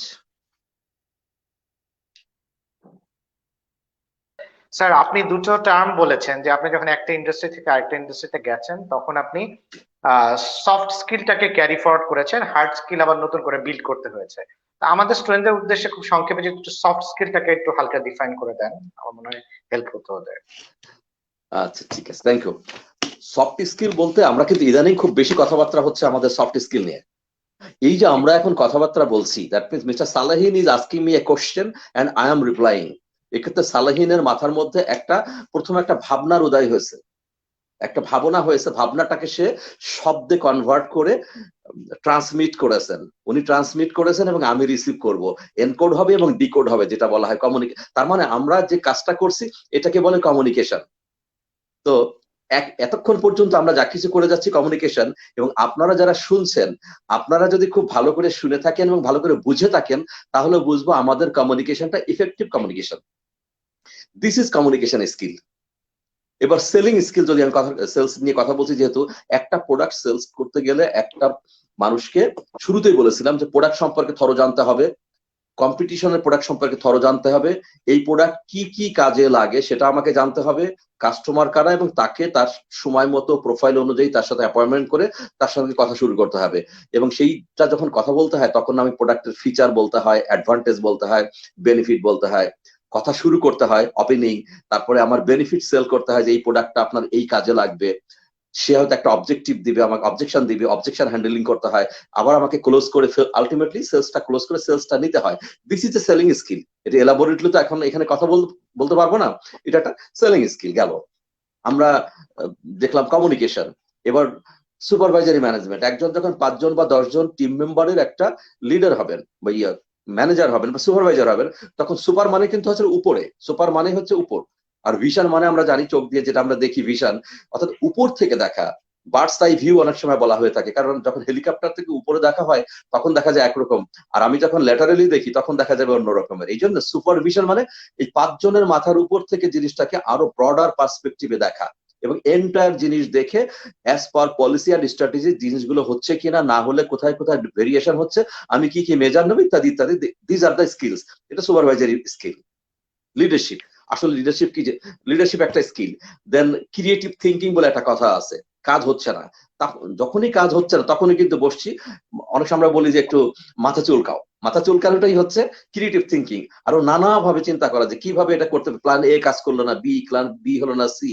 আমি সেদিন চিটাগংয়ের কথা বলছিলাম, আমি ফ্লাইটে যাব, কুয়াশার জন্য ফ্লাইট যাবে না, বাসে যেতে গেলাম, মেঘনার ব্রিজ প্রবলেম আছে বা দাউদকান্দিতে প্রবলেম আছে, কোনো একটা যাওয়া যাচ্ছে না বাসে, তাহলে কি ট্রেনে যাব, ট্রেনের টিকিট নাই, ছাদেও যাওয়া যাবে না, কি করব, বসে থাকবো না, তাহলে সদরঘাটে লঞ্চে চাঁদপুর হয়ে যেতে হবে, সেটা না হলে তখন অন্য একটা ব্যবস্থা করবো, কোনো না কোনো ব্যবস্থা থাকবে। এটা এক ধরনের, মানে এটা খুব ছোট্ট ক্রিটিক্যাল থিঙ্কিং বললাম, আরো অনেক বড় ক্রিটিক্যাল থিঙ্কিং নিশ্চয়ই আছে। আরেকটা জিনিস, ক্রিটিক্যাল থিঙ্কিং একটা soft skill, analytical capability building বলে এটাকে। আমি যেটা বলি যে analytical capability building of the managers. সেল হলো না নাটোর মার্কেটে, এখন ম্যানেজারের কাজ হচ্ছে তার অ্যানালাইটিক্যাল ক্যাপাবিলিটিটাকে খুঁজে করা, কাজে লাগানো। এখন প্রতিদিনের কাজের অ্যানালাইসিস যদি তার না থাকে, প্রতিটা কলের সকাল বিকালের যদি দিনের হিসাব যদি তার কাছে না থাকে, মাসের শেষে ঘুম থেকে উঠে দেখবে যে এখন তো 360 বছর চলে গেছে, না, তা হবে না। এই জন্য মনিটরিং ইজ ভেরি ইম্পর্টেন্ট যে কোনো সেলস প্রফেশনে, ভেরি ইম্পর্টেন্ট মনিটরিং। আমার জীবনে সাকসেসের অন্যতম প্রধান কারণ ছিল মনিটরিং। শুধু প্ল্যান ডেভেলপ করা না, এক্সিকিউশন না, মনিটরিং এন্ড মেজার নেওয়া। তো আপনার অ্যানালিটিক্যাল ক্যাপাবিলিটি সেল হলো না, সেল কেন হলো না? হয়তো আমি সেই মার্কেটে নেই, সিলেটে সেল হয়নি, কেন হয়নি? তখন আমাকে খুঁজে বের করতে হবে যে কোন ছেলেটা করে নাই। আমি টিম ম্যানেজারের 100 হয়নি, হয়েছে 80, 80-র মধ্যে কার হয়নি? তাহলে 20-এর মধ্যে একজন হয়তো 12 করেছে, হুই ইজ দ্যাট 12ওয়ালা? তো 12, এটাকে রুট ক্যানেল বলি আমি। রুট ক্যানেল করতে করতে নিচের দিকে দেখবো যে আলটিমেটলি কাজ প্রপারলি হয়নি, ছেলেরা ফাঁকি দিয়েছে, ম্যানেজার সাহেব ঠিক মতো মনিটর করতে পারেনি। এটা একটা অ্যানালাইটিক্যাল ক্যাপাবিলিটি ইউজ করা। ক্রিয়েটিভ থিঙ্কিং, এরকম করে। তারপর ইমোশনাল ইন্টেলিজেন্স। ইমোশনাল ইন্টেলিজেন্স বর্তমান বাংলাদেশে বা ওয়ার্ল্ড ওয়াইড কিন্তু একটা বড় ইস্যু। ইমোশন আমরা জানি, ইমোশন 2 রকম, তো পজিটিভ ইমোশন আর নেগেটিভ ইমোশন। আমার ইমোশন আছে, এন্ড আমি যার সঙ্গে কথা বলছি, যাদের সঙ্গে কথা বলছি, তাদেরও ইমোশন আছে। I have to understand my emotion, I have to have control over my emotion, এবং I have to use my emotion and the emotion of the customer or the party with whom I am talking. এটা যদি আমি control করে balance করে আগাতে পারি, তাহলে professional আমি সাকসেস হতে পারবো। এক কথায় বললাম, বাট এটা কিন্তু ভাস্ট একটা সাবজেক্ট। ইমোশনাল ইন্টেলিজেন্সের উপরে গাদা গাদা পত্রিকা আছে। এরকম আমি অনেক কথা বলতে পারবো, আমি মনে হয় 5-7টা কথা বলে ফেলছি Salehin by this time. These are the soft skills, এগুলো কিন্তু আমাদেরকে জানতে হবে। কারণ আদারওয়াইজ সফট স্কিল, এখন ওয়ার্ল্ড ইকোনমিক ফোরামের একটাই কথা, সফট স্কিল ছাড়া সামনের দিনে কোনোভাবে আগানো যাবে না, ইহাতে কোনো সন্দেহ নাই। জি রাইট স্যার, আমি একটু সামারাইজ করি। তার মানে হচ্ছে সফট স্কিল সেই জিনিসগুলো যেগুলো আসলে যে অ্যাট্রিবিউট গুলা একজন সেলসম্যানের ইনবিল্ট থাকতে হয়, সেটা ইন্ডাস্ট্রি স্পেসিফিক না। বাট হার্ড স্কিল আমরা সেটাকে বলতে পারি যে একটা ইন্ডাস্ট্রি থেকে আরেকটা ইন্ডাস্ট্রিতে গেলে যে মিনিমাম টিউনিংটা করতে হয় টেকনিক্যালি, সেটাকে হয়তো হার্ড স্কিল আমরা বলছি। আরেকটা কোশ্চেন আমাদের মধ্যে আসছে, যেটা আমাদের একজন এমবিএ স্টুডেন্ট করেছেন, এটা আমি একটু ফ্লোট করতে চাই স্যার আপনার কাছে, কিছুটা জি রেলেভেন্সি জি আছে। সেটা হচ্ছে যে সে বলেছে যে অনেকে বলে আসলে সেলস তোমার জন্য না। অনেককে বলে যে এই শোনো, সেলস জিনিসটা কিন্তু আসলে তোমার জন্য না, বা সবার জন্য সেলস এর চাকরি না। এর ধরনের একটা কোশ্চেন এসেছে। তো এইটা সম্পর্কে স্যার আপনার বক্তব্যটা কি, যে এটা কি ট্রু যে সবার জন্য সেলস না, নাকি সবাইকে দিয়ে সেলস হয় না, বা কিছু মুষ্টিমেয় মানুষকে দিয়ে হয় কিনা? শুরুতে প্রশ্নকর্তাকে আমি ধন্যবাদ দিচ্ছি। প্রশ্নটা আমি দেখেছি আমার ল্যাপটপে, আমি দেখতেছিলাম তখন, প্রশ্নটা আমি দেখেছি, ভালো লাগছে আমার। ইনিশিয়ালি ওনাকে আমি খুশি করার জন্য আমি কমপ্লিমেন্ট করবো এবং ওনার সাথে অ্যাগ্রি করবো, রিকগনাইজ করবো যে yes, partially it is right. But আমি যদি ব্যক্তিগত জিলানির কথা বলি, আমি রাজি না। সে যদি পঙ্গু না হয়, পায়ের থেকে মাথা পর্যন্ত অঙ্গ প্রত্যঙ্গ তার যদি ঠিক থাকে এবং সে যদি কথা বলতে পারে, একটু টেরা হলেও চলবে, আমার কাছে দিলে আমি বলবো তার জন্য সেলস প্রফেশন। আমি আবারও বলি, কাস্টমাইজ করে আমার জন্য কথাটা বলে দিচ্ছি। এখন যিনি প্রশ্ন করেছে উনি যদি ওইরকম নিজেকে তৈরি করে নিয়ে আসেন, তাহলে উনিও পারবেন। ইস্যুটা হচ্ছে সেলসে যেতে গেলে একটা মানুষের কয়েকটা জিনিস দরকার। সবার আগে যে একটা চ্যালেঞ্জ নেওয়ার মতো অ্যাটিটিউড। তো সেই মানুষটা আগে বলি, আমার মনে হয় আমি যাদের সঙ্গে এখন কথা বলছি, সে 10 জন মানুষের সঙ্গে যদি কথা বলে থাকি, আমার যদি কমিউনিকেশনটা প্রপার হয়ে থাকে, অনেকেই এখন চিন্তা করবেন যে না, আসলে সেলস তো একটা ভালো প্রফেশন, যদি নাকি আমি একটা ভালো এনভায়রনমেন্ট বা ভালো একটা ইয়ে পাই, ম্যানেজমেন্ট বা লিডার পাই। ব্যাপারটা তো এটাই। তো সেলস সবার জন্য না কেন? কারণ একজন মানুষকে, আমি একটু ব্যাকে যাচ্ছি, পৃথিবীতে কে সেলসে নাই? দোলনার শিশুর থেকে কবরে যিনি যাচ্ছেন, কবরে যাওয়ার আগ, নিঃশ্বাস বন্ধ হওয়ার আগ পর্যন্ত এভরিবডি আর ইন সেলস। এইটার যা কিছু করছে সেলস, অ্যাকাউন্টস কি করতেছে সেলস করছে। আপনারা যারা টিচার, এই কয়জনের মধ্যে কেউ কেউ ভালো, র্যাঙ্কিং আছে, কিন্তু আমি কাউকে ছোট বড় জাজ করছি না, র্যাঙ্কিং হয়ে যাবে। তার ভিতরে কেউ ভালো কেউ মন্দ। তার কারণ কি? কারণ হচ্ছে যার মধ্যে সবচেয়ে ভালো সেলিং স্কিল আছে, সে বেটার টিচার, বেটার ডাক্তার। একজন ডাক্তার অনেক ডিগ্রি আছে, তারপর রুগী পায় না। কারণ কি? তার সেলিং স্কিল নাই আর ইমোশনাল ইন্টেলিজেন্সের ব্যবহার করতে পারে না। আমি একটা উদাহরণ প্রায় বলে থাকি ওয়াজের ক্ষেত্রে। আমি ওয়াজ করে সিডি ফ্রি দিলেও সালেহিন এটা শুনবে না। দেলার হোসেন সাইদি যদি এখন ওয়াজ করে এবং সেটা 1000 টাকায় বিক্রি হয়, তার নাম হবে সাইদি সাহেবের জেলখানার সিডি। যেমন জেলখানার চিঠি আমরা জানি কবিতা, জেলখানার সিডি। কিছুদিন আগে আমাদের এখানে একজন ভদ্রলোক খুব কথা বলতেছিলেন ভালো, মিজানুর রহমান আজহারি, তার নামে অনেক গ্রুপ হয়ে গেছে। ইয়াং জেনারেশনকে নিয়ে সুন্দর কাব্যিক করে অনেক কথা বলতেছিলেন উনি। কারণটা কি? উনি, অন্যদের কি নলেজ নাই? অবশ্যই নলেজ আছে, আরো অনেক নলেজ আছে। ওনার উপস্থাপনা, ওনার কমিউনিকেশন, ওনার ডেলিভারটা এটা অনেক বেটার। ইস্যুটা হচ্ছে এখানে। তো আমার কাছে মনে হয় যে সেলস প্রফেশনে প্রতিটা মানুষ আছেন, মানে যে যে ইন্ডাস্ট্রিতে, সেই কিন্তু একজন ভালো সেলস পিপল হলে সে ভালো বাবা হবে, সে ভালো সন্তান হবে, সে ভালো স্বামী হবে, সে ভালো স্ত্রী হবে। শোনা যাচ্ছিল? জি, শোনা যাচ্ছে। সরি।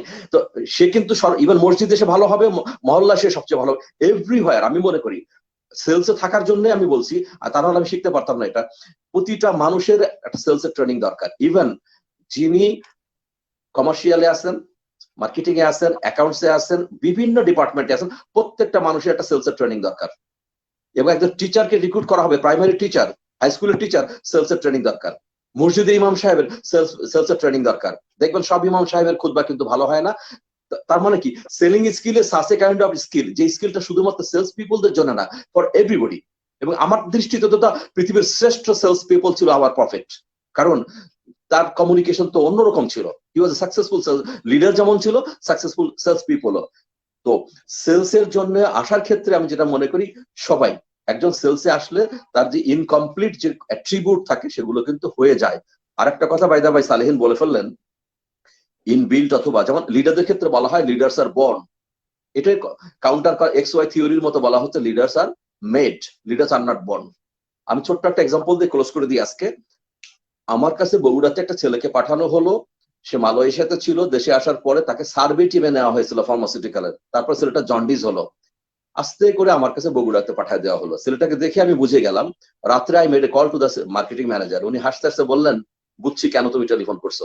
আমি বললাম যে আপনি এটাকে কেন পাঠাইছেন?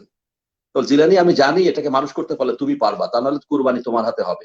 বাট আমি জানি কুরবানি দেওয়া খুব সহজ, একজন লিডার একজন টিম মেম্বারকে ফেলে দেওয়া, বাদ দেওয়া, খারাপ রিকমেন্ড করা খুব সহজ জিনিস, খুব সহজ একটা কলিগকে ধ্বংস করে ফেলা। একটা মানুষকে সৃষ্টি করার মধ্যে আনন্দ, নিজের সন্তানের মতো অথবা নিজের টবে ফুল ফুটানোর আনন্দের মতো একটা কলিগকে তৈরি করতে হয়।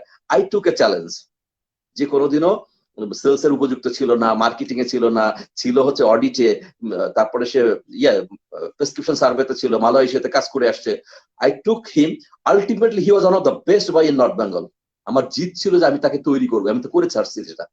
তার কারণ কি, সেই ছেলেটা কিন্তু was not made for sales, তার উইল ছিল না, কিছু অ্যাট্রিবিউট ছিল না, আমি কিন্তু তাকে ইন্সপায়ার করেছি, তাকে তৈরিও করে ফেলেছি।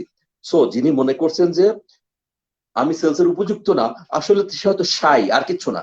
একবার ঝাঁপ দিলে কিন্তু আর শীত লাগবে না। গোসল করার সময় শীতকালে অনেকে চিন্তা করে, আপনি ঝাঁপ দিলে দেখবেন পারবেন, আপনি শুরু করে দেন আপনি, এবং ভালো লিডার পেলে আমি মনে করি আপনি ভবিষ্যতে অনেক ভালো করতে পারবেন।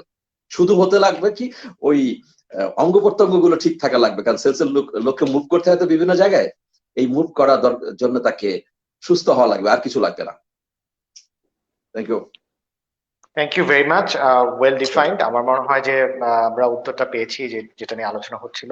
আমার আমার এরিয়া থেকে আমি একটা লাস্ট কোশ্চেন করতে চাই, সেটা হচ্ছে যে খুব মিসকনসেপশন আছে যে সেলস এন্ড মার্কেটিং, মার্কেটিং কি আর সেলস কি। তো আমি যেটা খুব সহজ ভাষায় বুঝি বা বোঝাতে চেষ্টা করি যে আসলে একটা ফুটবল ফিল্ড চিন্তা করলে হয়তো মার্কেটাররা হয়তো মিডফিল্ডার এন্ড স্ট্রাইকার হয়তো সেলস পিপল। হ্যাঁ, তো এটা একটু আপনি একটু ক্লিয়ারলি যদি আপনার পার্সপেক্টিভে একটু ডিফাইন করে দেন যে আসলে সেলস এন্ড মার্কেটিং তো আমরা আসলে মোস্টলি সবাই গুলিয়ে ফেলি, তো এটা আসলে আপনি একটু আপনার পার্সপেক্টিভে একটু ডিফাইন করেন তাহলে হেল্প হবে হয়তো স্টুডেন্ট। না, thank you very much, already Salehin উত্তর দিয়ে দিয়েছেন। আমাদের আগের আলোচনার সূত্র ধরে বলি যে সেলসে থাকার পরও নিজেদের মধ্যে একটা কমপ্লেক্স কাজ করার জন্য অনেকে কিন্তু পরিচয় দেওয়ার সময় বলে আমি মার্কেটিং এ আসি, সেলস মার্কেটিং এ আসি। আমরা যদি খুব একাডেমিক ওয়েতে চিন্তা করি, খুব থ্রেড বার চিন্তা করি, তো সেলস আর মার্কেটিং টোটালি ভিন্ন জিনিস। সেলস তো পার্ট অফ মার্কেটিং, মার্কেটিং একটা ফার্স্ট ইস্যু, তাই না? মার্কেটিং একটা প্রোডাক্টের সেই ডেভেলপমেন্ট থেকে শুরু করে, তার নিড অ্যাসেসমেন্ট থেকে শুরু করে সেই প্রোডাক্টের নিড আছে কিনা সমাজে, বা এমন একটা প্রোডাক্ট নিয়ে চলে আসে যেটা হয়তো নেই, হয়তো ভবিষ্যতে লাগবে, এরপর থেকে প্রোডাক্টটা ডেভেলপমেন্ট করার থেকে শুরু করে তার সমস্ত স্ট্র্যাটেজি ডেভেলপ করা, তারপরে তার প্ল্যান ফর্মুলেট করা, তার ইত্যাদি ইত্যাদি করতে চলে যাওয়া, এন্টার অর্থাৎ রেভিনিউ আসা পর্যন্ত একটা প্রোডাক্টের এমব্রায়োনিক ফর্মে অথবা ইমাজিনারি ফর্মে বা ব্রেন চাইল্ড হিসেবে একটা প্রোডাক্ট আছে। আমার টিমে, শার্পনারের টিমের একটা ছেলে একটা প্রোডাক্ট নিয়ে কাজ করছে যেটা অনেকদিন ধরে আমি বাংলাদেশে দেখি না। তাকে একটা পরামর্শ বললাম জ্যাক ফ্রুট নিয়ে, যে ইন্দোনেশিয়াতে দেখেছি ওরা চিপস বানায় কাঁঠাল দিয়ে, বাংলাদেশে এত কাঁঠালাই হয় না। তো একটা মার্কেটিয়ার কিন্তু ব্রেন চাইল্ড হিসেবে মাথার মধ্যে অনেক কিছু রাখে, একটা প্রোডাক্টকে নিয়ে আসলো, সেই প্রোডাক্টটা আনার থেকে শুরু করে যে ইনভেস্টমেন্টটা এন্টারপ্রেনার করলেন, মালিক করলেন, এই ইনভেস্টমেন্টের আরওআইটা কখন কিভাবে আসবে এবং প্রজেক্টের কস্ট কখন চলে আসবে, প্রফিট কখন থেকে আসবে, এন্টায়ার জিনিস কিন্তু প্ল্যানিং এর মধ্যে থাকে মার্কেটিং এ। একটা পার্ট থাকতে সেলসে, যে সেলসে সরাসরি উনি প্ল্যানটাকে এক্সিকিউশন করছেন, প্ল্যানটা নিচ্ছেন, প্ল্যানটাকে কিন্তু সরাসরি মার্কেটিং যে প্ল্যানটা দিচ্ছে, ইনহাউস থেকে যে প্ল্যানটা করা হচ্ছে, অনেকে হুবহু করতে চান, অ্যাকচুয়ালি বলে দেওয়া উচিত যে তুমি এটাকে একটু কাস্টমাইজ করে নিও, যার যার মার্কেটের জন্য কখনো কখনো স্ট্রাকচার ঠিক রেখে একটু কাস্টমাইজ করতে হয়, এটাকে এক্সিকিউট করবে, মনিটর করবে এবং রেজাল্ট নিয়ে আসবে। এবং পরবর্তীতে সেলস এর পিপল গুলো আস্তে আস্তে মার্কেট ভাস্ট এরিয়া গুলো শিখে সে মার্কেটিয়ারও হয়ে যেতে পারে। বাট আমার নলেজ অনুযায়ী একাডেমিক্যালি যে ব্যাখ্যাটা আমি বললাম সেটা হচ্ছে একটা ওই ফুটবল মাঠই ইয়ার মার্কেটিংটা প্রোডাক্টের জন্মের থেকে শুরু করে রেভিনিউ এসে প্রজেক্টের সাকসেসফুল করা পর্যন্ত, এর সঙ্গে ফিনান্সও জড়িত আছে, আর সেলস কিন্তু এর একটা part. Right, thank you very much, thank you, well defined. এটা নিয়ে অনেক কনফিউশন থাকে, হোপফুলি এটা ক্লিয়ার আউট হয়েছে। একটা জিনিস আমি কিছুটা মিস আউট করে গিয়েছি, যে আমাদের ক্যারিয়ার পার্সপেক্টিভ প্রথমেই আপনি যেটা বলেছেন সেলস এর, তো কিছু আসলে বিউটি আছে সেলস এর, যেটা আসলে সেলস এর খুব স্ট্রেংথের জায়গা। আমি বলবো সেটা হচ্ছে যে সেলস করলে অনেক ট্রাভেলিং করা যায়, খুব ইন্টারেস্টিং আপনি যেটা বলেছেন ক্যারিয়ার নিয়ে যখন আলোচনা করলেন। আরেকটা হচ্ছে মানুষকে অনেক চিনতে জানতে বুঝতে পারা যায় অনেক বেশি, ডেমোগ্রাফিটাকে অনেক বেশি অ্যাজ এ হিউম্যান বিং আমরা অ্যানালাইসিস করতে পারি। আরেকটা হচ্ছে ফিনান্সিয়াল বেনিফিটও খুব ফাস্ট অ্যাচিভ করা যায়, যেহেতু ইনসেনটিভ বা অনেক কিছু এই ধরনের অ্যাডভান্টেজ বোনাস এগুলা সেলস এর যারা লোকজন তারা কাজ করেন তারা এলিজিবল এগুলোর জন্য। সো অল্প সময়ে একটা ফিনান্সিয়াল গ্রোথ খুব ইজিলি অ্যাচিভ করা যায়।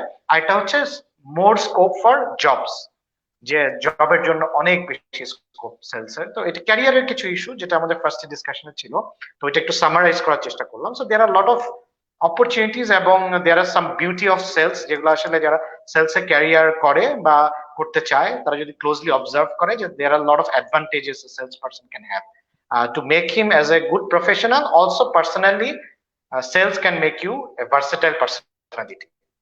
That is also true. So এটা এই সবকিছু দিয়ে আমি একটু কনক্লুশনের দিকে যেতে চাই। তো thank you very much, it has been a wonderful experience, wonderful knowledge sharing, এবং এত ভাইটাল একটা টপিক এত ইজিলি আসলে তুলে ধরা গেছে অনেক সহজ করে আমাদের স্টুডেন্টদের জন্য, কিছু সময় কাব্যিক ভাবে, যেটা আমার কাছে অনেক ভালো লেগেছে। আমার মনে হয় স্টুডেন্টরা অনেক এটা হয়তো দেখে মজা পাবে। তো আমার লাস্ট স্যার আপনার কাছে এ ফিউ ওয়ার্ডস বা দুইটা কথা যদি আমাদের ইউথদের, পার্টিকুলার আমাদের স্টুডেন্টদের উদ্দেশ্যে যদি কিছু বলার থাকে আপনার সেলস ক্যারিয়ার হিসেবে অথবা ওভারঅল ক্যারিয়ার পার্সপেক্টিভে, একটু কাইন্ডলি বলবেন। এরপরে আমি আনুষ্ঠানিক বিদায়টা নিয়ে নেব। Thank you. আমরা আসলে আমাদের প্রেসক্রাইব টাইমের পরে অনেক দূর চলে আসছি, অনেক সময় চলে গেছে, আমরা লেন্দি করব না। আমি শেষ কথাটা বলবো, আপনাদের প্রত্যেকের জীবনে একটা গোল সেট করেন। আমি জানি আপনাদের কারো কারো আছে, কারো কারো হয়তো নেই, ব্রেনে আছে ডায়েরিতে নেই, ডায়েরিতে রাখা গোল সেট করেন। আমি খুব অল্প সময় শেষ করে দিচ্ছি। গোল যে 3, 5, 10 ইয়ার্স এর জন্য এটাকে ব্রেকডাউন করেন, এবং ব্রেকডাউন করে মান্থ, উইক অ্যান্ড ডে নিয়ে এসে ডেইলি এটাকে অ্যাচিভ করেন। গোল সেট করা, ভ্যালু অ্যাড করা, নিজে একটু ভ্যালু অ্যাড করেন। যে সাবজেক্টটা পড়ছেন, I must request you, Bangla সাহিত্য পড়লে আপনাকে বৈষ্ণব পদাবলী ভালো করে জানতে হবে। আপনি ফিনান্স পড়লে আপনাকে ওই কারেন্ট রেশিও ভালো কতটুকু থাকলে কোম্পানির জন্য ভালো, আর কুইক রেশিও কি হলে ভালো, এই জিনিসগুলো আপনাকে বুঝতে হবে। আমাদের দেশের ছেলে মেয়েদের প্রবলেম হচ্ছে তারা নোটস পড়ার কারণে সাবজেক্টের উপর কমান্ড থাকে না। নিজের সাবজেক্টটা খুব ভালো করে পড়ার চেষ্টা করেন, এটা আমার একটা অনুরোধ থাকবে, তাহলে দেখবেন জীবনে কোনোদিনও হারবেন না। ভ্যালু অ্যাড করা বলতে সফট স্কিল গুলো আপনি শিখতে থাকেন, এবং জীবনে কোনোদিনও অনেস্টির বাইরে যাবেন না। রিমেম্বার, কোনোদিনও যাবেন না। পৃথিবীতে কেউ ডিসঅনেস্ট হয়ে কোনোদিন কিছু করতে পারেনি। ডিসঅনেস্ট হয়ে সাময়িক কিছু করা যায়। আজকে আমরা শিক্ষিত যারা, আমি কিন্তু এই শার্পনার করেছি টু গিভ ব্যাক। সবাইকে একটা রিকোয়েস্ট করবো সালেহিনের মাধ্যমে, HHARPENER শার্পনারে আমি কিছু লিখি, লেখার জন্য যদি কখনো মনে হয় আপনারা পেজটায় আসতে পারেন, আমার অনেক লেখা পাবেন, মাঝে মাঝে আমি লিখি। আচ্ছা, অনেস্টির কথা যেটা বললাম, যে অনেস্টিটা কখনো আপনারা করবেন না পরিশ্রমের থেকে। কারণ একটা জিনিস জানেন যে পরিশ্রম ছাড়া পৃথিবীতে, উত্তরাধিকার সূত্রে পাওয়া ছাড়া কোনো কিছু পাওয়া যায় না। আজকের আমি আপনাদের এই ট্যালেন্টেড টিচারদের সঙ্গে যে এতক্ষণ কথা বলতে পারছি, একটু আমার কিন্তু হাত পা কাঁপেনি, একটু কোনো মনে হয়নি যে আমি কথা বলতে পারবো কিনা, কারণ আমি জানি যে উনি যে প্রশ্ন করবেন উত্তর হয়তো আমি জানি, আর দু একটা না জানলেও ক্ষতির কিছু নাই, তাই না? সো আপনি যেটা করবেন, নিজে হার্ড লেবারের কোনো তুলনা নেই, কোনো বিকল্প নেই, এইটা করেন প্লিজ। কারণ বাংলাদেশে আপনি যখন স্কলারশিপ নিয়ে বাইরে চলে যাচ্ছেন, আমি জানি সালেহেন 2-1 মিনিট বেশি হলো, ওদের উদ্দেশ্যে তো কিছু কথা বলে দিই। কারণ স্কলারশিপ যখন আপনি বিদেশে যান, তখন আপনি দেখেন যে ওইখানে আমার এক্সট্রা আওয়ার জব করে, কোথাও চাকরি করে কিছু আর্নিং করা যায় কিনা, টিউশন ফি হোক আর বাড়িতে টাকা পাঠানো হোক না কেন। আমার দেশের মিস্টার এক্স বিদেশে জার্মানিতে বা অস্ট্রেলিয়া বা কানাডা যাচ্ছেন, তখন সে কিন্তু কোনো একটা রেস্টুরেন্টে হলো কাজ করছেন, কিছু একটা করছেন। বাট বাংলাদেশি থেকে কেন যেন আমরা এত বেশি নাক উঁচু হয়ে যায়, আমরা জুতো মোজা পরলে, টাই পরলে আর খুলতে চাই না। এই অভ্যাসটা বাদ, কারণ আমার পেটে ভাত না থাকলে পৃথিবীর কেউ আসবে না। ড্যাম এভরিবডি, আমি পরিশ্রম করে উপার্জন করি, কোনোদিনও কিন্তু আমি কোনোদিন ডাইনে বাইরে তাকাইনি। কারণ আমি জানি যে আমি যদি অভুক্ত থাকি, তুমি তখন আমার কাছে আসবা না। সুতরাং আজকে আমাকে সালেহিন খুঁজে বের করছে, আমি বিনয়ের সঙ্গে পড়ে আল্লাহর কাছে আমি ক্ষমা চাচ্ছি যে সালেহিন খুঁজছে কেন। আমি ছোটখাটো মানুষ হলেও নিশ্চয়ই সালেহিন চিন্তা করেছে যে ওনার কাছ থেকে কিছু আমরা পেতে পারি, এই জন্য ডেকেছে। এর জন্য আমাকে 33 বছর কামলার মতো কঠোর পরিশ্রম করতে হয়েছে। হার্ড লেবারটা করবেন, এবং সবসময় এই অনেস্টির সূত্র ধরে একটা কথা বলি, শেষ কথাটা আর কি, যে মানুষের জন্য কিছু করবেন। এই যে সেলস এর জবকে আমি সারা জীবন চিন্তা করেছি, সার্ভিস টু হিউম্যানিটি, মানুষের সেবা। ওষুধ বলি, গাড়ি বলি, ফুড বলি, আর চালের দোকান বলি, তেলের দোকান বলি, এভরিথিং। সেই মানে এই জন্য যেই জন সেবী সেই ঈশ্বরে, একটা কথা আছে না স্বামী বিবেকানন্দর, যে কি যেন একটা দুই লাইনের একটা চমৎকার কবিতা আছে যে ঈশ্বরের সেবা করা হয় মানুষকে সেবা করলে, আমাদের ধর্ম তাই বলা আছে। সুতরাং আপনি সবসময় মাথার মধ্যে রাখবেন কিছু একটু সেবা করবো মানুষের, সমাজের, যেভাবে করেন না কেন এই সার্ভিসটা দেওয়ার চেষ্টা করবেন, সমাজ আপনাকে এমনিতেই দিবে। আমার ইন টোটাল কথা এটাই, আমি আবার সাম আপ করে ফেলি, গোলটা করে ফেলেন, না করা থাকলে আজকে রাতে করেন ডায়েরি, সারা জীবনের জন্য একটা ডায়েরি করবেন, ওই ডায়েরিটা আপনি কোনোদিন হারাবেন না, এবং মাঝে মাঝে এটাকে দেখবেন যে আমি প্রোগ্রেসটা কি হচ্ছে দেখবেন, নিজের সাবজেক্টটা ভালো করে শিখবেন, ভ্যালু অ্যাড করবেন, পরিশ্রম করতে কখনো পিছপা হবেন না, অনেস্টিটা রাখবেন, এবং সবসময় মনে রাখবেন সার্ভিস দেওয়ার জন্য মানুষকে, এবং দেখবেন অটোমেটিক্যালি চলে আসবে। হুজুররাই শীতের সময় ওয়াজ করার শেষের আয়াত, একেবারে শেষে ফজরের আজানের আগে সূরা ইয়াসিনের শেষে আয়াতটা বলে ওয়া মা আলাইনা ইল্লাল বালাগ, এর মানে হচ্ছে আমার দায়িত্ব। তো আমিও ঠিক সেরকম বলতে চাই, ওয়া মা আলাইনা ইল্লাল বালাগ, আমার দায়িত্ব ছিল পয়সায় দেওয়া, আমি পয়সায় দিলাম, আপনারা এখন আমল করবেন কিনা এটা কিন্তু আপনাদের উপরে। এই আয়াতটা নাযিল হয়েছিল রাসূলের উপর এই জন্যই যে আপনি ওদেরকে বলে দেন ওয়া মা আলাইনা ইল্লাল বালাগ, আমার দায়িত্ব তোমার কাছে পৌঁছানো, তুমি ভালো হবা কিনা, নামাজ পড়বা কিনা সেটা তোমাদের ব্যাপার। তা আমি আমার এক্সপিরিয়েন্স শেয়ার করে গেলাম, কি করলে জীবনে ভালো হবেন, আমার চেয়ে ভালো হবেন এটা বলে গেলাম, বাট আমলটা ভাই আপনার উপরে। আসসালামু আলাইকুম। Thank you very much, thanks a lot আমাদের যারা ডিসকাশন ছিলেন এবং আমাদের গেস্টকে, সম্মানিত গেস্টকে থ্যাংক ইউ ভেরি মাচ আপনাকে, ইউনিভার্সিটি অথরিটির পক্ষ থেকে, আমাদের ভাইস চ্যান্সেলর স্যারের পক্ষ থেকে এবং পুরো অথরিটির পক্ষ থেকে আপনাকে ধন্যবাদ জানাচ্ছি, এবং কখনো আমাদের ইউনিভার্সিটি ভিজিট করবেন ইনশাআল্লাহ সে কামনা করছি। এবং সবাইকে আসলে সবার সুস্থতা কামনা করে এবং সব গেস্টদেরকে তাদের পারমিশন নিয়ে বিনয়ের সাথে আজকে বিদায় নিতে চাচ্ছি। আশা করি সবাই উপকৃত হবেন আজকের ডিসকাশন থেকে। সবাই ভালো থাকেন, সুস্থ থাকেন, নিজের যত্ন নিবেন, এবং এ ধরনের জ্ঞানমূলক যে আমাদের প্রচেষ্টাগুলো আছে এগুলোর সাথেই থাকবেন এই প্রত্যাশা করছি। ধন্যবাদ। আসসালামু আলাইকুম।